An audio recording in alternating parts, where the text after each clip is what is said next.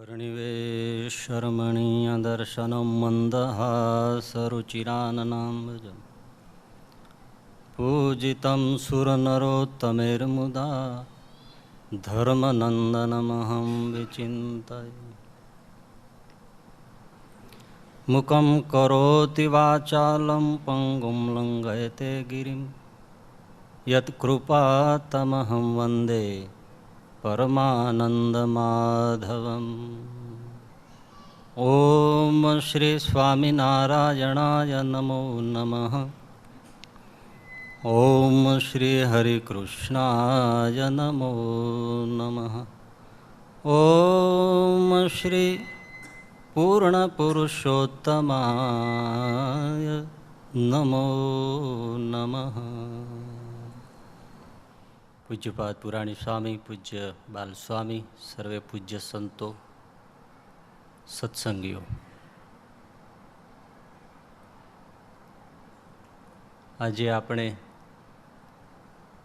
ગરડા પ્રથમ પ્રકરણનું 49મું વચનામૃત વાંચ્યું. બ્રહ્માનંદ સ્વામીનો પ્રશ્ન છે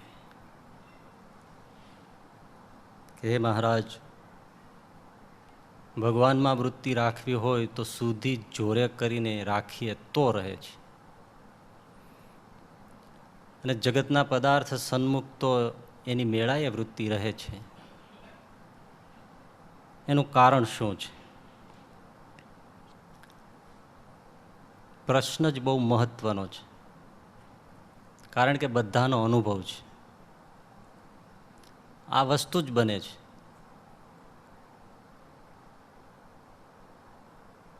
માળા લઈને બેસીએ, પૂજામાં બેસીએ, ધ્યાનમાં બેસીએ, માનસીમાં બેસીએ, ધૂનમાં બેસીએ, કીર્તનમાં બેસીએ, મન ભાગી જ જાય. અને સ્ત્રી, ધન, પુત્ર, પરિવાર, ખાવું પીવું, દુકાન, વ્યવહાર, ધંધા, એમાં જઈને ચોંટે છે. અને એનું સ્મરણ કરતાં કરતાં જરાય થાકતું જ નથી.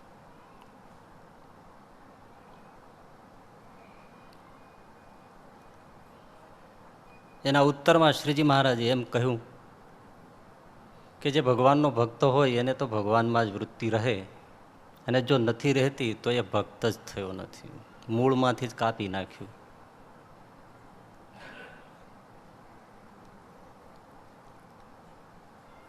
પછી જે શ્રીજી મહારાજે વાત કરી એનો મર્મ જો આપણે સમજીએ તો એ છે કે ભગવાનનું ભક્ત થવું પડે. ભક્ત થાય તો એના માટે કોઈ સમસ્યા નથી ભગવાનની સાથે જોડાવામાં, ભગવાનની સાથે વૃત્તિ રાખવામાં. તો જે ઉત્તર કર્યો છે એમાં હકીકતે ભગવાનના ભક્ત થવાની પ્રોસેસ, પ્રક્રિયા બતાવી છે કે કઈ રીતે ભગવાનના ભક્ત થઈ જવાય. અને જો ભક્ત થઈ જવાય તો પછી કોઈ પ્રશ્ન નથી. પણ એ પ્રશ્નના જવાબને થોડો વિસ્તારથી સમજવો પડે, તો જરા તમે ધ્યાનથી સાંભળજો. એક નગરની બહાર એક સાધુ ઝૂંપડી બાંધીને રહેતો હતો.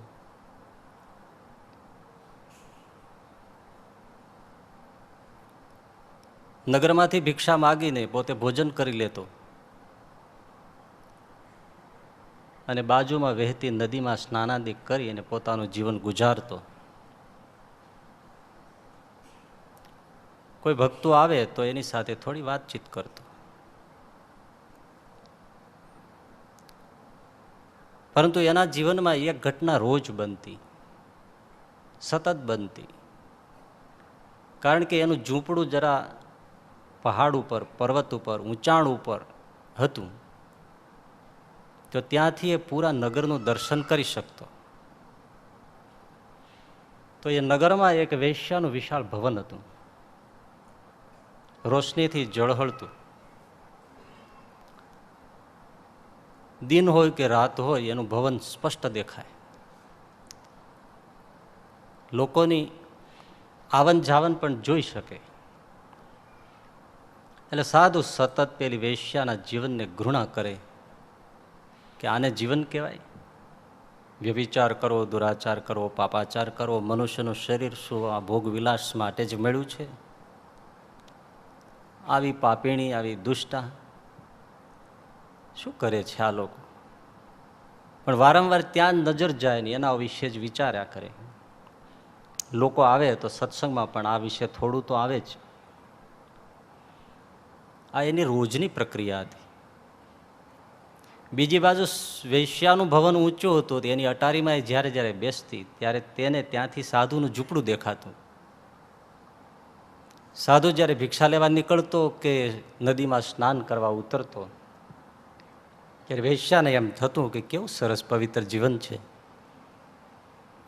રામનું નામ લેવું, રામનું કામ કરવું, રામની પૂજા કરવી, રામની વાત કરવી. હું તો દુષ્ટ છું, પાપી છું, પણ આ કેવું સરસ પવિત્ર નિર્મળ જીવન છે. મારા ભાગ્યમાં આવું નથી લખ્યું કે સતત રામમય જીવવું.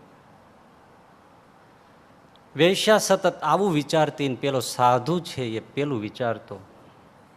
દિવસો, મહિનાઓ ને વર્ષો ગયા અને બંનેનું મૃત્યુ થયું.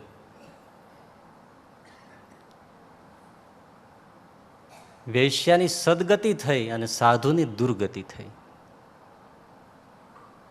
ખરેખર સાધુની સદગતિ થવી જોઈએ અને વૈશ્યાની દુર્ગતિ થવી જોઈએ, પણ ઉલટું થયું. એનું કારણ એ છે કે પેલી વૈશ્યાએ ઇનડાયરેક્ટલી, આડકતરી રીતે પણ સતત રામ રામનું સ્મરણ કર્યું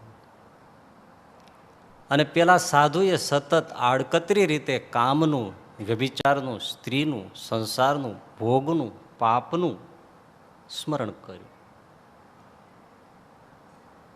મન એવું મનુષ્યાણામ કારણમ બંધ મોક્ષયો. ક્યાં મન લાગ્યું છે એના આધાર ઉપર આપણી ગતિ થાય છે. ક્યાં છીએ એના આધારે નહીં, ક્યાં મન લાગ્યું છે એના આધારે ગતિ થાય છે. મનથી જ બંધન છે, મનથી જ મોક્ષ મળે છે. વેશ બદલવાથી નથી મળતો.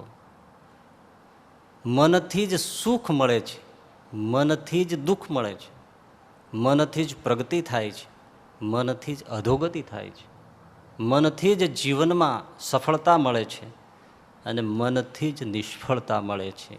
મન કે હારે હાર, મન કે જીતે જીત. દરેક ક્ષેત્રમાં મન કેન્દ્રમાં છે.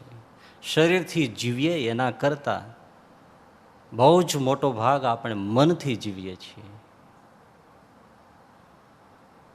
એટલે મનને પ્રથમ સમજવાની બહુ જરૂર છે, કારણ કે એનાથી જ બધી ગતિ છે. સમજવાની જરૂર છે, મનને સમજાવવાની જરૂર બહુ ઓછી છે. એટલા માટે કે મનને સમજાવવું દુષ્કર છે, બહુ કઠણ છે. જે લોકો મનને સમજાવવાનો સમજ્યા વગર પ્રયત્ન કરે છે એ નિષ્ફળ જાય છે. મનને સમજાવવું બહુ કઠણ છે. ખરેખર તો આખી દુનિયાને સમજાવનારો પોતાના મનને સમજાવી નથી શકતો. એનાથી ઇતિહાસો ભર્યા પડ્યા છે. અરે એવા વકીલો થયા છે એડવોકેટ કે 2-5 ક્ષણોમાં, મિનિટોમાં તમારા ગૂંચવાયેલા ગમે તેવા કેસ હોય, એની ફાઇલો હોય ને ક્ષણમાં ઉકેલી નાખે.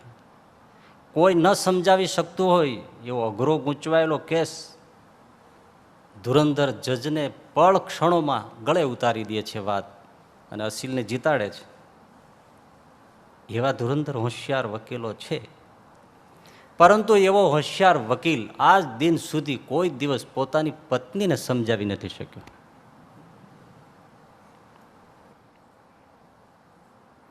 કોઈ બહુ સરસ કટાક્ષ કર્યો છે. કટાક્ષમાં બહુ જ મર્મ છે, સમાજનું દર્પણ છે, દર્શન છે કે એવો હોશિયાર વકીલ પોતાની પત્નીને પણ નથી સમજાવી શકતો. એની પાછળનું કારણ એ છે કે એની સ્ત્રી એને ફી આપતી નથી અને ફી વગર આનું મગજ ચાલતું નથી. હવે એના જે અર્થ કરવા હોય કરી શકો છો, પણ મૂળ વાત પાડોશી, પિતરાઈ અને પત્ની ત્રણને કોઈ સમજાવી શકતું નથી. તમારો અનુભવ શું કહે છે? તમે કોઈ તમારી પત્નીને સમજાવી શક્યા હોત, આંગળી ઊંચી કરો. એવી જ રીતે પોતાના મનને, અર્થાત જે આપણી અતિ નજીક હોય એને સમજાવવા બહુ કઠણ છે. દૂરનાને સમજાવી શકાય છે. મન આપણી બહુ નજીક છે. મોટે ભાગે તો મન એ જ આત્મા, એ રીતે આપણે જીવીએ છીએ. આપણા જીવનનો આત્મા તો મન છે, એમ જીવીએ છીએ. જુદું ક્યાં પડ્યું છે? એટલે મનને સમજવાની જરૂર છે, સમજાવવાની જરૂર નથી. રાજેન્દ્ર શુક્લ કવિ છે, એમણે બહુ સરસ થોડી પંક્તિઓ લખી છે, પણ ઓલ ફિલોસોફી એની અંદર મૂકી દીધી છે, મન વિશેનું તત્વજ્ઞાન. ખરેખર એ પંક્તિઓ લખી તો સાંભળીને એને સલામ કરવાનું મન થાય, એવી સરસ પંક્તિઓ મન વિશે. મનને સમજાવો નહીં, મનને સમજાવો નહીં કે મન સમજતું હોય છે. આ સમજ, આ અણસમજ એ ખુદ સર્જતું હોય છે. છેને કલ કોલાહલે, છેને કલ કોલાહલે સાવ મૂંગું મૂઢસમ. એકલું પડતા તો કેવું ગરજતું હોય છે. એક પલકારામાં જ વિંધાય તો વિંધી શકો, એક પલકારામાં જ વિંધાય તો વિંધી શકો, બીજી ક્ષણે તો સામા સાજ સજતું હોય છે. મનને સમજાવો નહીં કે મન સમજતું હોય છે. આ સમજ અને આ અણસમજ એ ખુદ સર્જતું હોય છે. બધી ફિલોસોફી આમાં આવી ગઈ. સાધુને મુખે આવા શબ્દો ન નીકળે એ એક ગ્રહસ્થે આ પંક્તિઓ લખી છે, અદ્ભુત. છેને કલ કોલાહલે સાવ મૂંગું મૂળસમ. સંસારના કોલાહલમાં જાણે મનનું અસ્તિત્વ જ નથી, એમ આપણને નિર્ભાર જીવન લાગે છે. એકલા પડતા તો કેવું ગરજતું હોય છે. માનસી પૂજા કરીએ, ધ્યાન કરીએ, પૂજા કરીએ, માળા કરીએ, એકલા પડીએ છે ને એટલે ગરજે છે, એટલે એનું તોફાન શરૂ થઈ જાય છે. એટલે મનને સમજાવો નહીં કે મન સમજતું હોય છે. આ સમજ, આ અણસમજ ખુદ સર્જતું હોય છે. સમજવાની જરૂર છે. સમજ્યા પછી સમજાવવાની કોશિશ બહુ ઓછી જ કરવી પડે છે.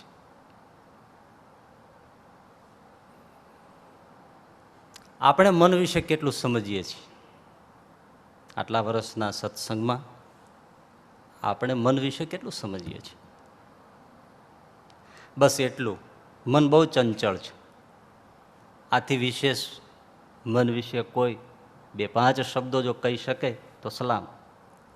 મન બહુ ચંચળ છે. એ સાંભળીને જોયું તો નથી, એની ચંચળતાને ક્યારેય માપી નથી કે નદીના પ્રવાહનો જોશ કેટલો છે, ઊભા રહીને તો જોયો નથી, સાંભળ્યું છે. એટલે સૌ કહે છે કે મન અતિ ચંચળ છે. પછી દ્રષ્ટાંત આપે, કેવું ચંચળ છે. ગાયના શિંગડા ઉપર, શિંગડું સમજાય ને, શેંઘડું, ગાયના શેંઘડા ઉપર રાઈનો દાણો ટકે તો મન એક જગ્યાએ ટકે. આવી વાત કહેવાય છે ને, લોકો સાંભળે છે, પણ આ વાત તદ્દન ખોટી છે.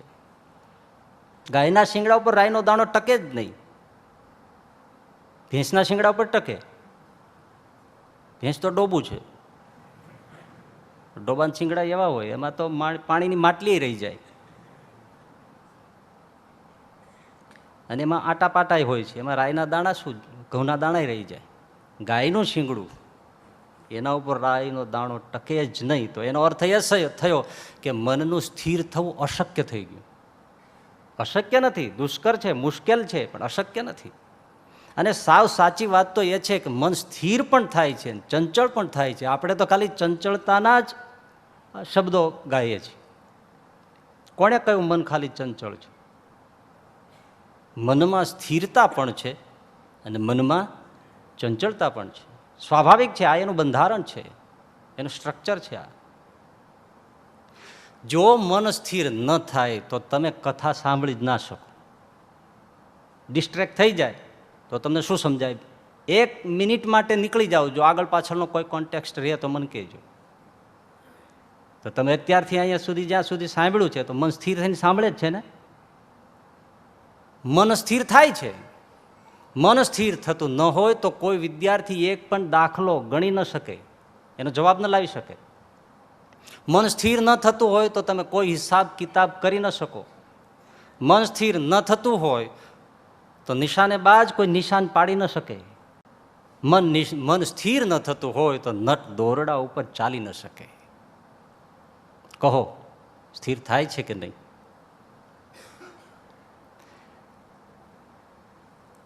સ્થિર થાય છે, સાથે ચંચળ છે. ચંચળતા પણ જરૂરી છે. ચંચળતા વખોડવા જેવી નથી. રાત દિવસ બસ મન ચંચળ છે, મન ચંચળ છે, પણ ચંચળતા ભગવાને સમજીને મૂકી છે. સ્થિરતા ન હોય તો પણ મનથી કોઈ પ્રવૃત્તિ થાય નહીં, અને ચંચળતા ન હોય તો પણ કોઈ પ્રવૃત્તિ ન થાય. સાહેબ, મન ચંચળ હોવું જ જોઈએ. તમે ગાડી લઈને, સરસ મજાની ગાડી લઈને તમે રાજકોટ જતા હો તો મન કુદાકૂદ કરતું જ હોય. ત્યારે તમે સલામત જગ્યાએ પહોંચો. ઘડીક બ્રેક ઉપર, ઘડીક એક્સેલેટર પર, ઘડીક સામે, ઘડીક પાછળ, ઘડીક લેન્સ ઉપર, ઘડીક સાઈડમાં, ઘડીક બાજુમાં, ઘડીક અંદર, ઘડીક બહાર. સીધું આમ સ્થિર થઈ જાય તો ઠોકે ઊંધી.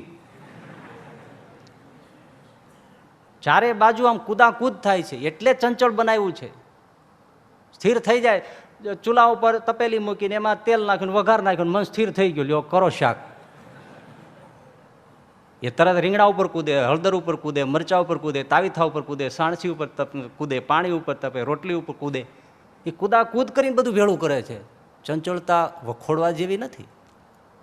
નદીને કિનારે ગયા હો સવારના પોરમાં, બસ મન સ્થિર થઈ ગયું, તો પછી ઘરે કોણ જશે?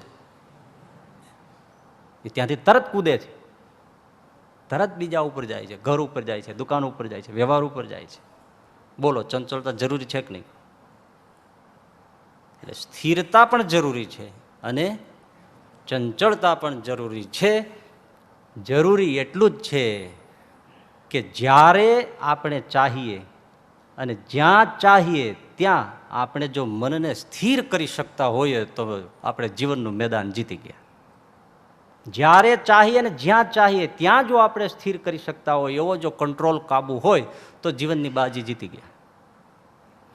કોઈ પણ વાહન હોય અને બ્રેક પણ હોય અને ગતિ પણ હોય ને, એક્સેલેટર પણ હોય અને બ્રેક પણ હોય. એટલે વાહન માત્રમાં ગતિ પણ હોય અને સ્થિરતા પણ હોય. એનો કાબુ તમારા હાથમાં હોય તો જ તમે જીવતા પહોંચો. તમે જ્યારે ઈચ્છો ત્યારે ચાલુ થાય, જ્યારે ઈચ્છો ત્યારે વાહન બંધ થાય, તો જ સલામત રહેવાય. પણ ગાડી એની મેળે ચાલુ થઈ જાય મન પડે ત્યારે રસ્તામાં ઊભી રહી જાય, શું થાય? આપણા મનનું આવું છે. આ મન પણ વાહન છે, વ્હીકલ છે, પણ એનો કંટ્રોલ આપણી પાસે નથી. એને મન પડે ત્યારે ચાલુ થઈ જાય છે ને એને મન પડે ત્યારે ઊભું રહી જાય છે. એટલે જ જીવનમાં અકસ્માત છે, એટલે જ જીવનમાં સંહાર છે, વિનાશ છે, વિનિપાત છે. સમજાય છે? એ જો હાથમાં આવી જાય, બાકી ભલે ગમે તેટલું પાવરફુલ મન હોય તોય શું છે? એક જણો રોલ્સ રોય કાર લઈને નીકળ્યો તો બહુ મોંઘી છે ને, 1 કરોડ ઉપરની ગાડી, કોમ્પ્યુટરાઇઝડ. એવી ગાડી રોડ ઉપર લઈને નીકળ્યો, એની તો સ્વાભાવિક સ્પીડ પણ હોય, તો બધી ગાડીઓનો ઓવરટેક કરતો જાય. પણ જેને ઓવરટેક કરે પાછળ રહી જાય, એ મારુતિ હોય, પોલીસ હોય, ટાટા સુમો હોય, જે હોય તે બધાને બારીમાંથી આમ હાથ લાંબો કરીને કહેતો જાય. રોલ્સ રોય કોઈ દી ચાક હલાવી છે? રોલ્સ રોય કોઈ દી હાંકી છે? રોલ્સ રોય કોઈ દી હાંકી છે? હવે આ બધા ખીજાઈ ગયા. ખીજાઈ જાય ને, અપમાન લાગે કે એને રોલ્સ રોય મળી ગઈ, અમારી પાસે ભલે મારુતિ છે, એમનું ઠોઠિયું રહ્યું, પણ એમ કહેવાની જરૂર શું છે? રોલ્સ રોય કોઈ દી હાંકી છે? રોલ્સ રોય જોરથી બોલે પાછો. આ બધાને આવી રીતે કહેતો ગયો ને બધા મગજ ખાઈ ગયા કે ભેળા થાવ, સ્પીડ વધારો, ભલે ગાડી ફાટી જાય. પણ એકવાર એને પકડો ને બોચીમાં જ ચાલીને ધોંગારો. આ ધોંગારો કાઠિયાવાડી શબ્દ છે. એટલે બધા સ્પીડ વધારી ગયા, ત્યાં તો આગળ જ ગાડી ગોથું ખાઈને ઊંડી ખાઈમાં પડી ગયેલી. ભૂકા નીકળી ગયેલા માણસ માંડ લોહી લુહાણ થઈને બહાર નીકળીને રોડને કાંઠે બિચારો બેઠો હતો. આ લોકો આવ્યા, બીજું બોલવા કરતાં પેલા એ જ બોલ્યા, ભગવાને અહંકારનું ફળ આપ્યું ને. રોલ્સ રોય હાંકી છે કોઈ દી? રોલ્સ રોય મેળવ્યું ને ફળ. ઓલો કે ભાઈ સાહેબ એવું કશું નહોતું, અહંકાર નહોતો. હું એ પૂછતો હતો કે રોલ્સ રોય હાંકી હોય તો બતાવો કે આની બ્રેક ક્યાં હોય છે.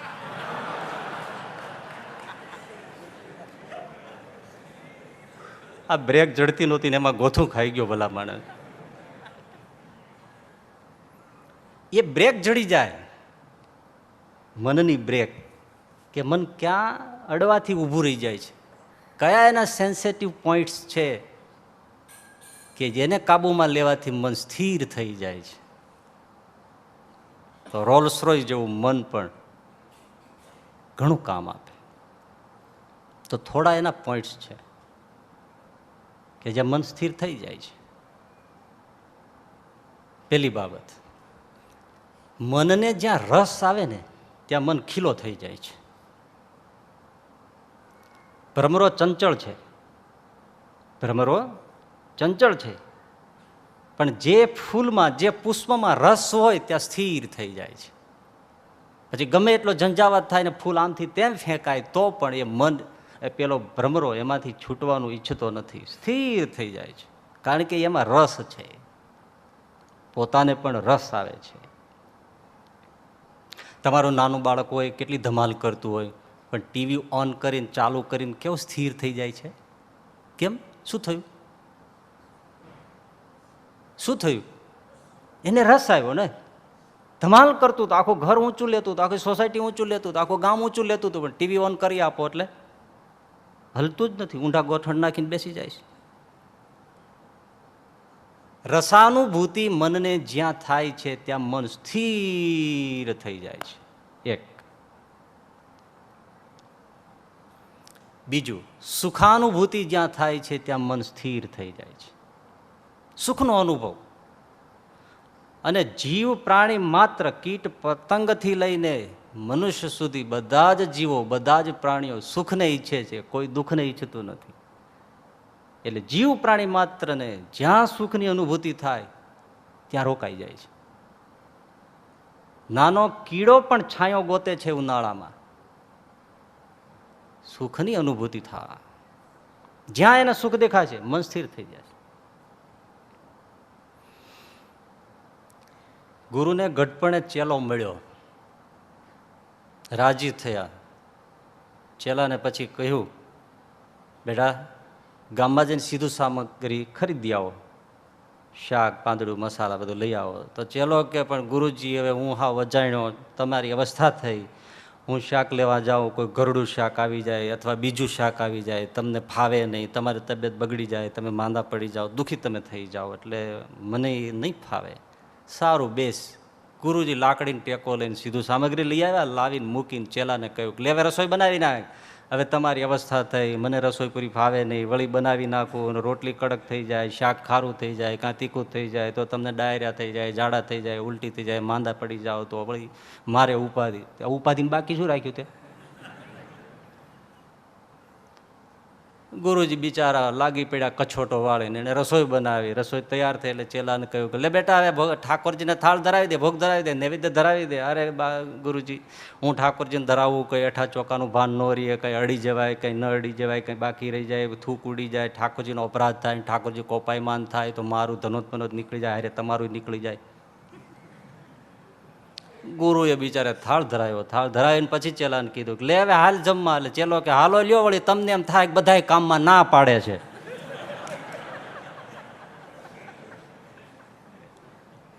ખાવું, પીવું, હરવું, ફરવું, જોવું, એ આદિક જે શબ્દ, સ્પર્શ, રૂપ, રસ, ગંધ એ પંચ વિષય છે, એમાં મનને સુખની અનુભૂતિ થાય છે એટલે તરત તૈયાર થઈ જાય છે. અને જ્યાં દુઃખનો અનુભવ થાય છે ત્યાંથી મન ભાગી જાય છે. વિષયોમાં સુખ છે એટલે ચોંટે છે. સુખની અનુભૂતિ થતી હોય તો. આ તો બધા કથામાન સાધુમાન સાંભળીને ગ્રહસ્થોય મારા બોલતા હોય છે, હવે સંસારમાં કંઈ સુખ નથી ને, તો બધા ઝાંઝવાન જળ છે ને એમાં બધું કાંઈ ને કોરી રેતીના ફાંકવા જેવા ફાંકડા છે ને, તે ભાઈઓ આવીને અહીંયા શું કરો ને ત્યાં મર્યો તું. રસ આવે છે તો જાય છે ને. આ સાપ નીકળે, વીછી નીકળે તો કોઈ હાથમાં જાય લો, અને રૂપિયો પીડ્યો હોય તો ગીંજામ નાખી દી. પેલામાં પ્યોર દુઃખની અનુભૂતિ છે. તો એનો અર્થ એ છે કે સંસારના વિષયોમાં, સંસારમાં, ગ્રહ સંસારમાં જ્યાં ચોટ્યા છે બધા, ત્યાં સુખની અનુભૂતિ હોય તો જ વખોડવાનું રહેવા દો. સુખની અનુભૂતિ થાય છે તો જ ચોંટ્યા હોય, નહીં તો ચોંટે જ નહીં. સ્વાભાવિક છે. એટલે સંસારમાં સુખ નથી એ વાત બહુ સાચી છે. બોલો, અત્યારે બધા ના પાડશે. હા, એટલું ખરું કે દુઃખ મિશ્રિત સુખ છે, નાશવંત સુખ છે, અલ્પ માત્રામાં છે, ક્ષણિક છે. પણ ભાઈ વિચાર કરો, ક્ષણિક હોય કે અલ્પ માત્રામાં હોય, પણ એની તીવ્રતા, પ્રગાઢતા કેટલી કે હિમાલય જેવડા દુઃખને પણ ન ગણકારીને એક ક્ષણના સુખ માટે કેવો લાલાયિત થાય છે, કેવું લાલાયિત થાય છે, કેટલા કષ્ટો સહેવા તૈયાર થઈ જાય છે, કેટલા ઝેરના ઘૂંટડા પીવા તૈયાર થઈ જાય છે. તો એ ક્ષણિક અલ્પ સુખની પણ તીવ્રતા કેટલી કે જે બધા દુઃખને સહેવા માટે તૈયાર કરે છે. તો સુખની અનુભૂતિ થાય છે એટલા માટે સંસારમાં છે, એટલા માટે વિષયોમાં મન જોડાય છે, એટલા માટે સંસારમાં મન જોડાય છે. તો બીજું, સુખાનુભૂતિ જ્યાં થાય ત્યાં મન જોડાય છે. ત્રીજું, જ્યાં લાભ દેખાય ત્યાં મન જોડાય. લાભ દેખાય ત્યાં જોડાય. તમારો નાનો છોકરો હોય ને, પેલા ભણવામાં બહુ કાહળાઈ કરતો હોય, દાંડાઈ કરતો હોય, આડોડાઈ કરતો હોય, પણ થોડો સમજદાર થાય પછી 10માં 12માં કેવો લાગી જાય છે. લાભ દેખાઈ ગયો કે હવે જો હું બરાબર નહીં ભણું ને તો મારી કોઈ કેરિયર બનવાની નથી, મને કોઈ સારો ધંધો નોકરી કોઈ કાંઈ મળવાનું નથી. તો ભણવામાં કેવા, અને જે વિદ્યાર્થીઓ જે તપ કરે છે, ઉજાગરા કરે છે, સાધના કરે છે, એટલી સાધના જો સાધક ભગવાનને અર્થે કરે તો ભગવાન તો આવીને ઉભા રહે. લાભ દેખાયો તો મન લાગી ગયું ને. રાતના ઉજાગરે 1-1 કલાક નાહીને મોઢામાં આંખોમાં પાણીના સ્પ્રે મારી મારીને જાગે. ઘણા તો પરીક્ષાઓ પર આંખમાં મરચું આંજે, ઊંઘ ના આવે. આટલું કષ્ટ સહે કેમ? લાભ દેખાયો છે ને. પર્સન્ટેજ જો મને 10માં 12માં સારા મળી ગયા તો મને મારી જીવનની આખી કેરિયર ખુલી જશે. ખરું? લાભ દેખાય ત્યાં. એક છોકરો સ્કૂલમાં મોડો આવ્યો એટલે સાહેબે એને ધમકાવ્યો. પ્રાઇમરીનો છોકરો હતો. કેમ ટીનું મોડો આવ્યો? સાહેબ, પેલા મનુનો રૂપિયો ખોવાઈ ગયો હતો ને, એટલે બધા ગોતાવતા હતા એટલે મોડું થયું. તે બધા ગોતાવતા હોય તેને ગોતવા દેવાય ને, તારે મોડું આવે ને શી જરૂર? પણ સાહેબ, એ રૂપિયો મારા પગ નીચે હતો ને. છોકરો કેટલી વાર સ્થિર થઈને ઊભો હશે? રૂપિયો દેખાઈ ગયો. ચોથી બાબત, જ્યાં પ્રેમાનુભૂતિ થાય છે ત્યાં મન સ્થિર થઈ જાય છે. જે જગ્યાએ પ્રેમ મળશે, પ્રેમનો અંશ દેખાશે, મન સ્થિર થઈ જાય છે. પુત્રમાં માતાને પ્રેમ છે તો મા પુત્ર ઉપર સ્થિર થઈ જાય છે. ગમે ત્યાં હશે એનું સ્મરણ કોનું હશે? પુત્રનું હશે. પતિમાં સ્નેહ હોય નવા નવા તો ક્યાં સ્થિર થાય છે? નવા નવાની જ વાત છે. જ્યાં પ્રેમ છે, પ્રેમની અનુભૂતિ થાય છે ત્યાં મન સ્થિર થઈ જાય. તો રસાનુભૂતિ, સુખાનુભૂતિ, લાભની અનુભૂતિ અને પ્રેમાનુભૂતિ જ્યાં થાય છે ત્યાં મન સ્થિર થાય છે. સંસારમાં આ ચારેયની અનુભૂતિ થાય છે માટે મન સંસારમાં સ્થિર થાય છે. ભગવાનમાં સ્થિર નથી થતું એનો અર્થ એ છે કે ત્યાં રસ આવતો નથી, સુખ આવતું નથી, લાભ દેખાતો નથી, પ્રેમ નથી. હવે જો આમાંથી એકાદાનો પણ જો અનુભવ થાય તો મન વગર કહે ભગવાનમાં લાગે. તો હવે શું કરવું? હા, અહીંયા સભા છૂટ્યા પછી સૂચના આપવામાં આવે કે ભાઈ 2-3 વર્ષનું ચિલ્લર, ગલાપેટી, દાનભેટ, એના રોકડ, રૂપિયા, તે બધું બહુ ભેળું થઈ ગયું છે, સમય મેળવો નથી ગણવાનો. તો આ સભા પૂરી થાય ત્યારે 10-15 યુવકો રોકાય. 3 કલાક જેવું થશે, પણ ગણીને બધું નોખું કરવું છે. મને કહો કેટલા રોકાય? ઘીરે જવું હોય, દૂર જવાનું હોય, સભામાં બેસી બેસીને બોરિંગ થઈ ગયા હોય, થાક્યા હોય, કોઈ રોકાય નહીં. રોકાય? ના રોકાય. પરંતુ એમાં એમ કહેવામાં આવે કે ભાઈ આ તો ખાલી હિસાબ કિતાબ રાખવા માટે અલગ અલગ બધું કરવાનું છે, ગણવાનું છે, પણ જે જેટલું ગણે તેટલું એને લઈ જવાનું છે ઘેરે. પડાપડી જોવો, કોઈ ખીચડી ખાવાય ના જાય. 15 જણા લેવાના હોય ને 150 જણા આવીને ઉભા રહે અને ધક્કા મૂકી થઈ જાય. આપણે કહીએ 15 લેવાના લેવાઈ ગયા, એમાંય લાગવગ તમારા ખાંધિયાઓને જ નાખી દીધા. સાધુઓ બધા જરૂર હોય તો અમને બોલાવે છે ને બાકી એના મળતી આવે એને બધા લઈ લીધા. અમે શું સંસાર નથી કજાણા, આ બધા ધમાલ ધમાલ પોલીસ બોલાવવી પડે. કેમ? રૂપિયો દેખાઈ ગયો, લાભ દેખાણો ને. એમ જો ભગવાનમાં લાભ દેખાય તો મનને રસ આવી જાય. એટલે ઘણા પૂછતા હોય છે કે ભાઈ ભગવાન ભજીએ, દર્શન કરીએ, માળા કરીએ, પૂજા કરીએ, જપ કરીએ, બધું કરીએ, પણ એનાથી લાભ શું? પહેલો ક્વેશ્ચન, લાભ શું? લાભને સમજવો જોઈએ. ભલે આટલા વર્ષ આપણને સત્સંગમાં થયા તો પણ લાભને સમજવો જોઈએ. સમજો કે મેળામાં માતા પિતા સાથે બાળક ફરવા ગયું હોય અને અચાનક મા બાપથી બાળક છૂટું પડી ગયું. હવે એ બાળકે કંઈ ગુમાવ્યું? બાળકે કંઈ ગુમાવ્યું? શું ન ગુમાવ્યું એમ કહો? સર્વસ્વ ગુમાવ્યું. રડે છે, દુઃખી થાય છે, બધું જ ગયું, માવતર સાથેનું બધું ગયું. કોઈ કહે એને ભાઈ થોડું ખાવાનું આપી દો, કોઈ કે રમકડા આપી દો, કોઈ કે અનાથ આશ્રમમાં મૂકી દો, પણ એનાથી બાળકનું ભલું શું થવાનું? પરંતુ એમાં કોઈ એક સજ્જન માણસ આવે અને એ બાળકને તેડી લે અને બહુ મહેનતને અંતે એના માતા પિતાને ગમે તેમ ખોળીને એના માતા પિતાને એ બાળક સોંપી દે. હવે કહો, બાળકને શું મળ્યું? સર્વસ્વ મળ્યું. આરામ મળ્યો, આશ્રય મળ્યો, શાંતિ મળ્યું, જીવનનું પોષણ મળ્યું. અરે મા બાપનો મિલકતનો તમામ વારસો મળ્યો માવતરના ખોળામાં જવાથી. બસ એવી જ રીતે આ જગતના મેળામાં આપણે બધા ભૂલા પડી ગયા છીએ. માવતર એટલે પરમ પિતાથી વિખૂટા પડી ગયા છીએ. આપણને બાળકની જેમ ખબર નથી કે આપણે શું ગુમાવ્યું છે.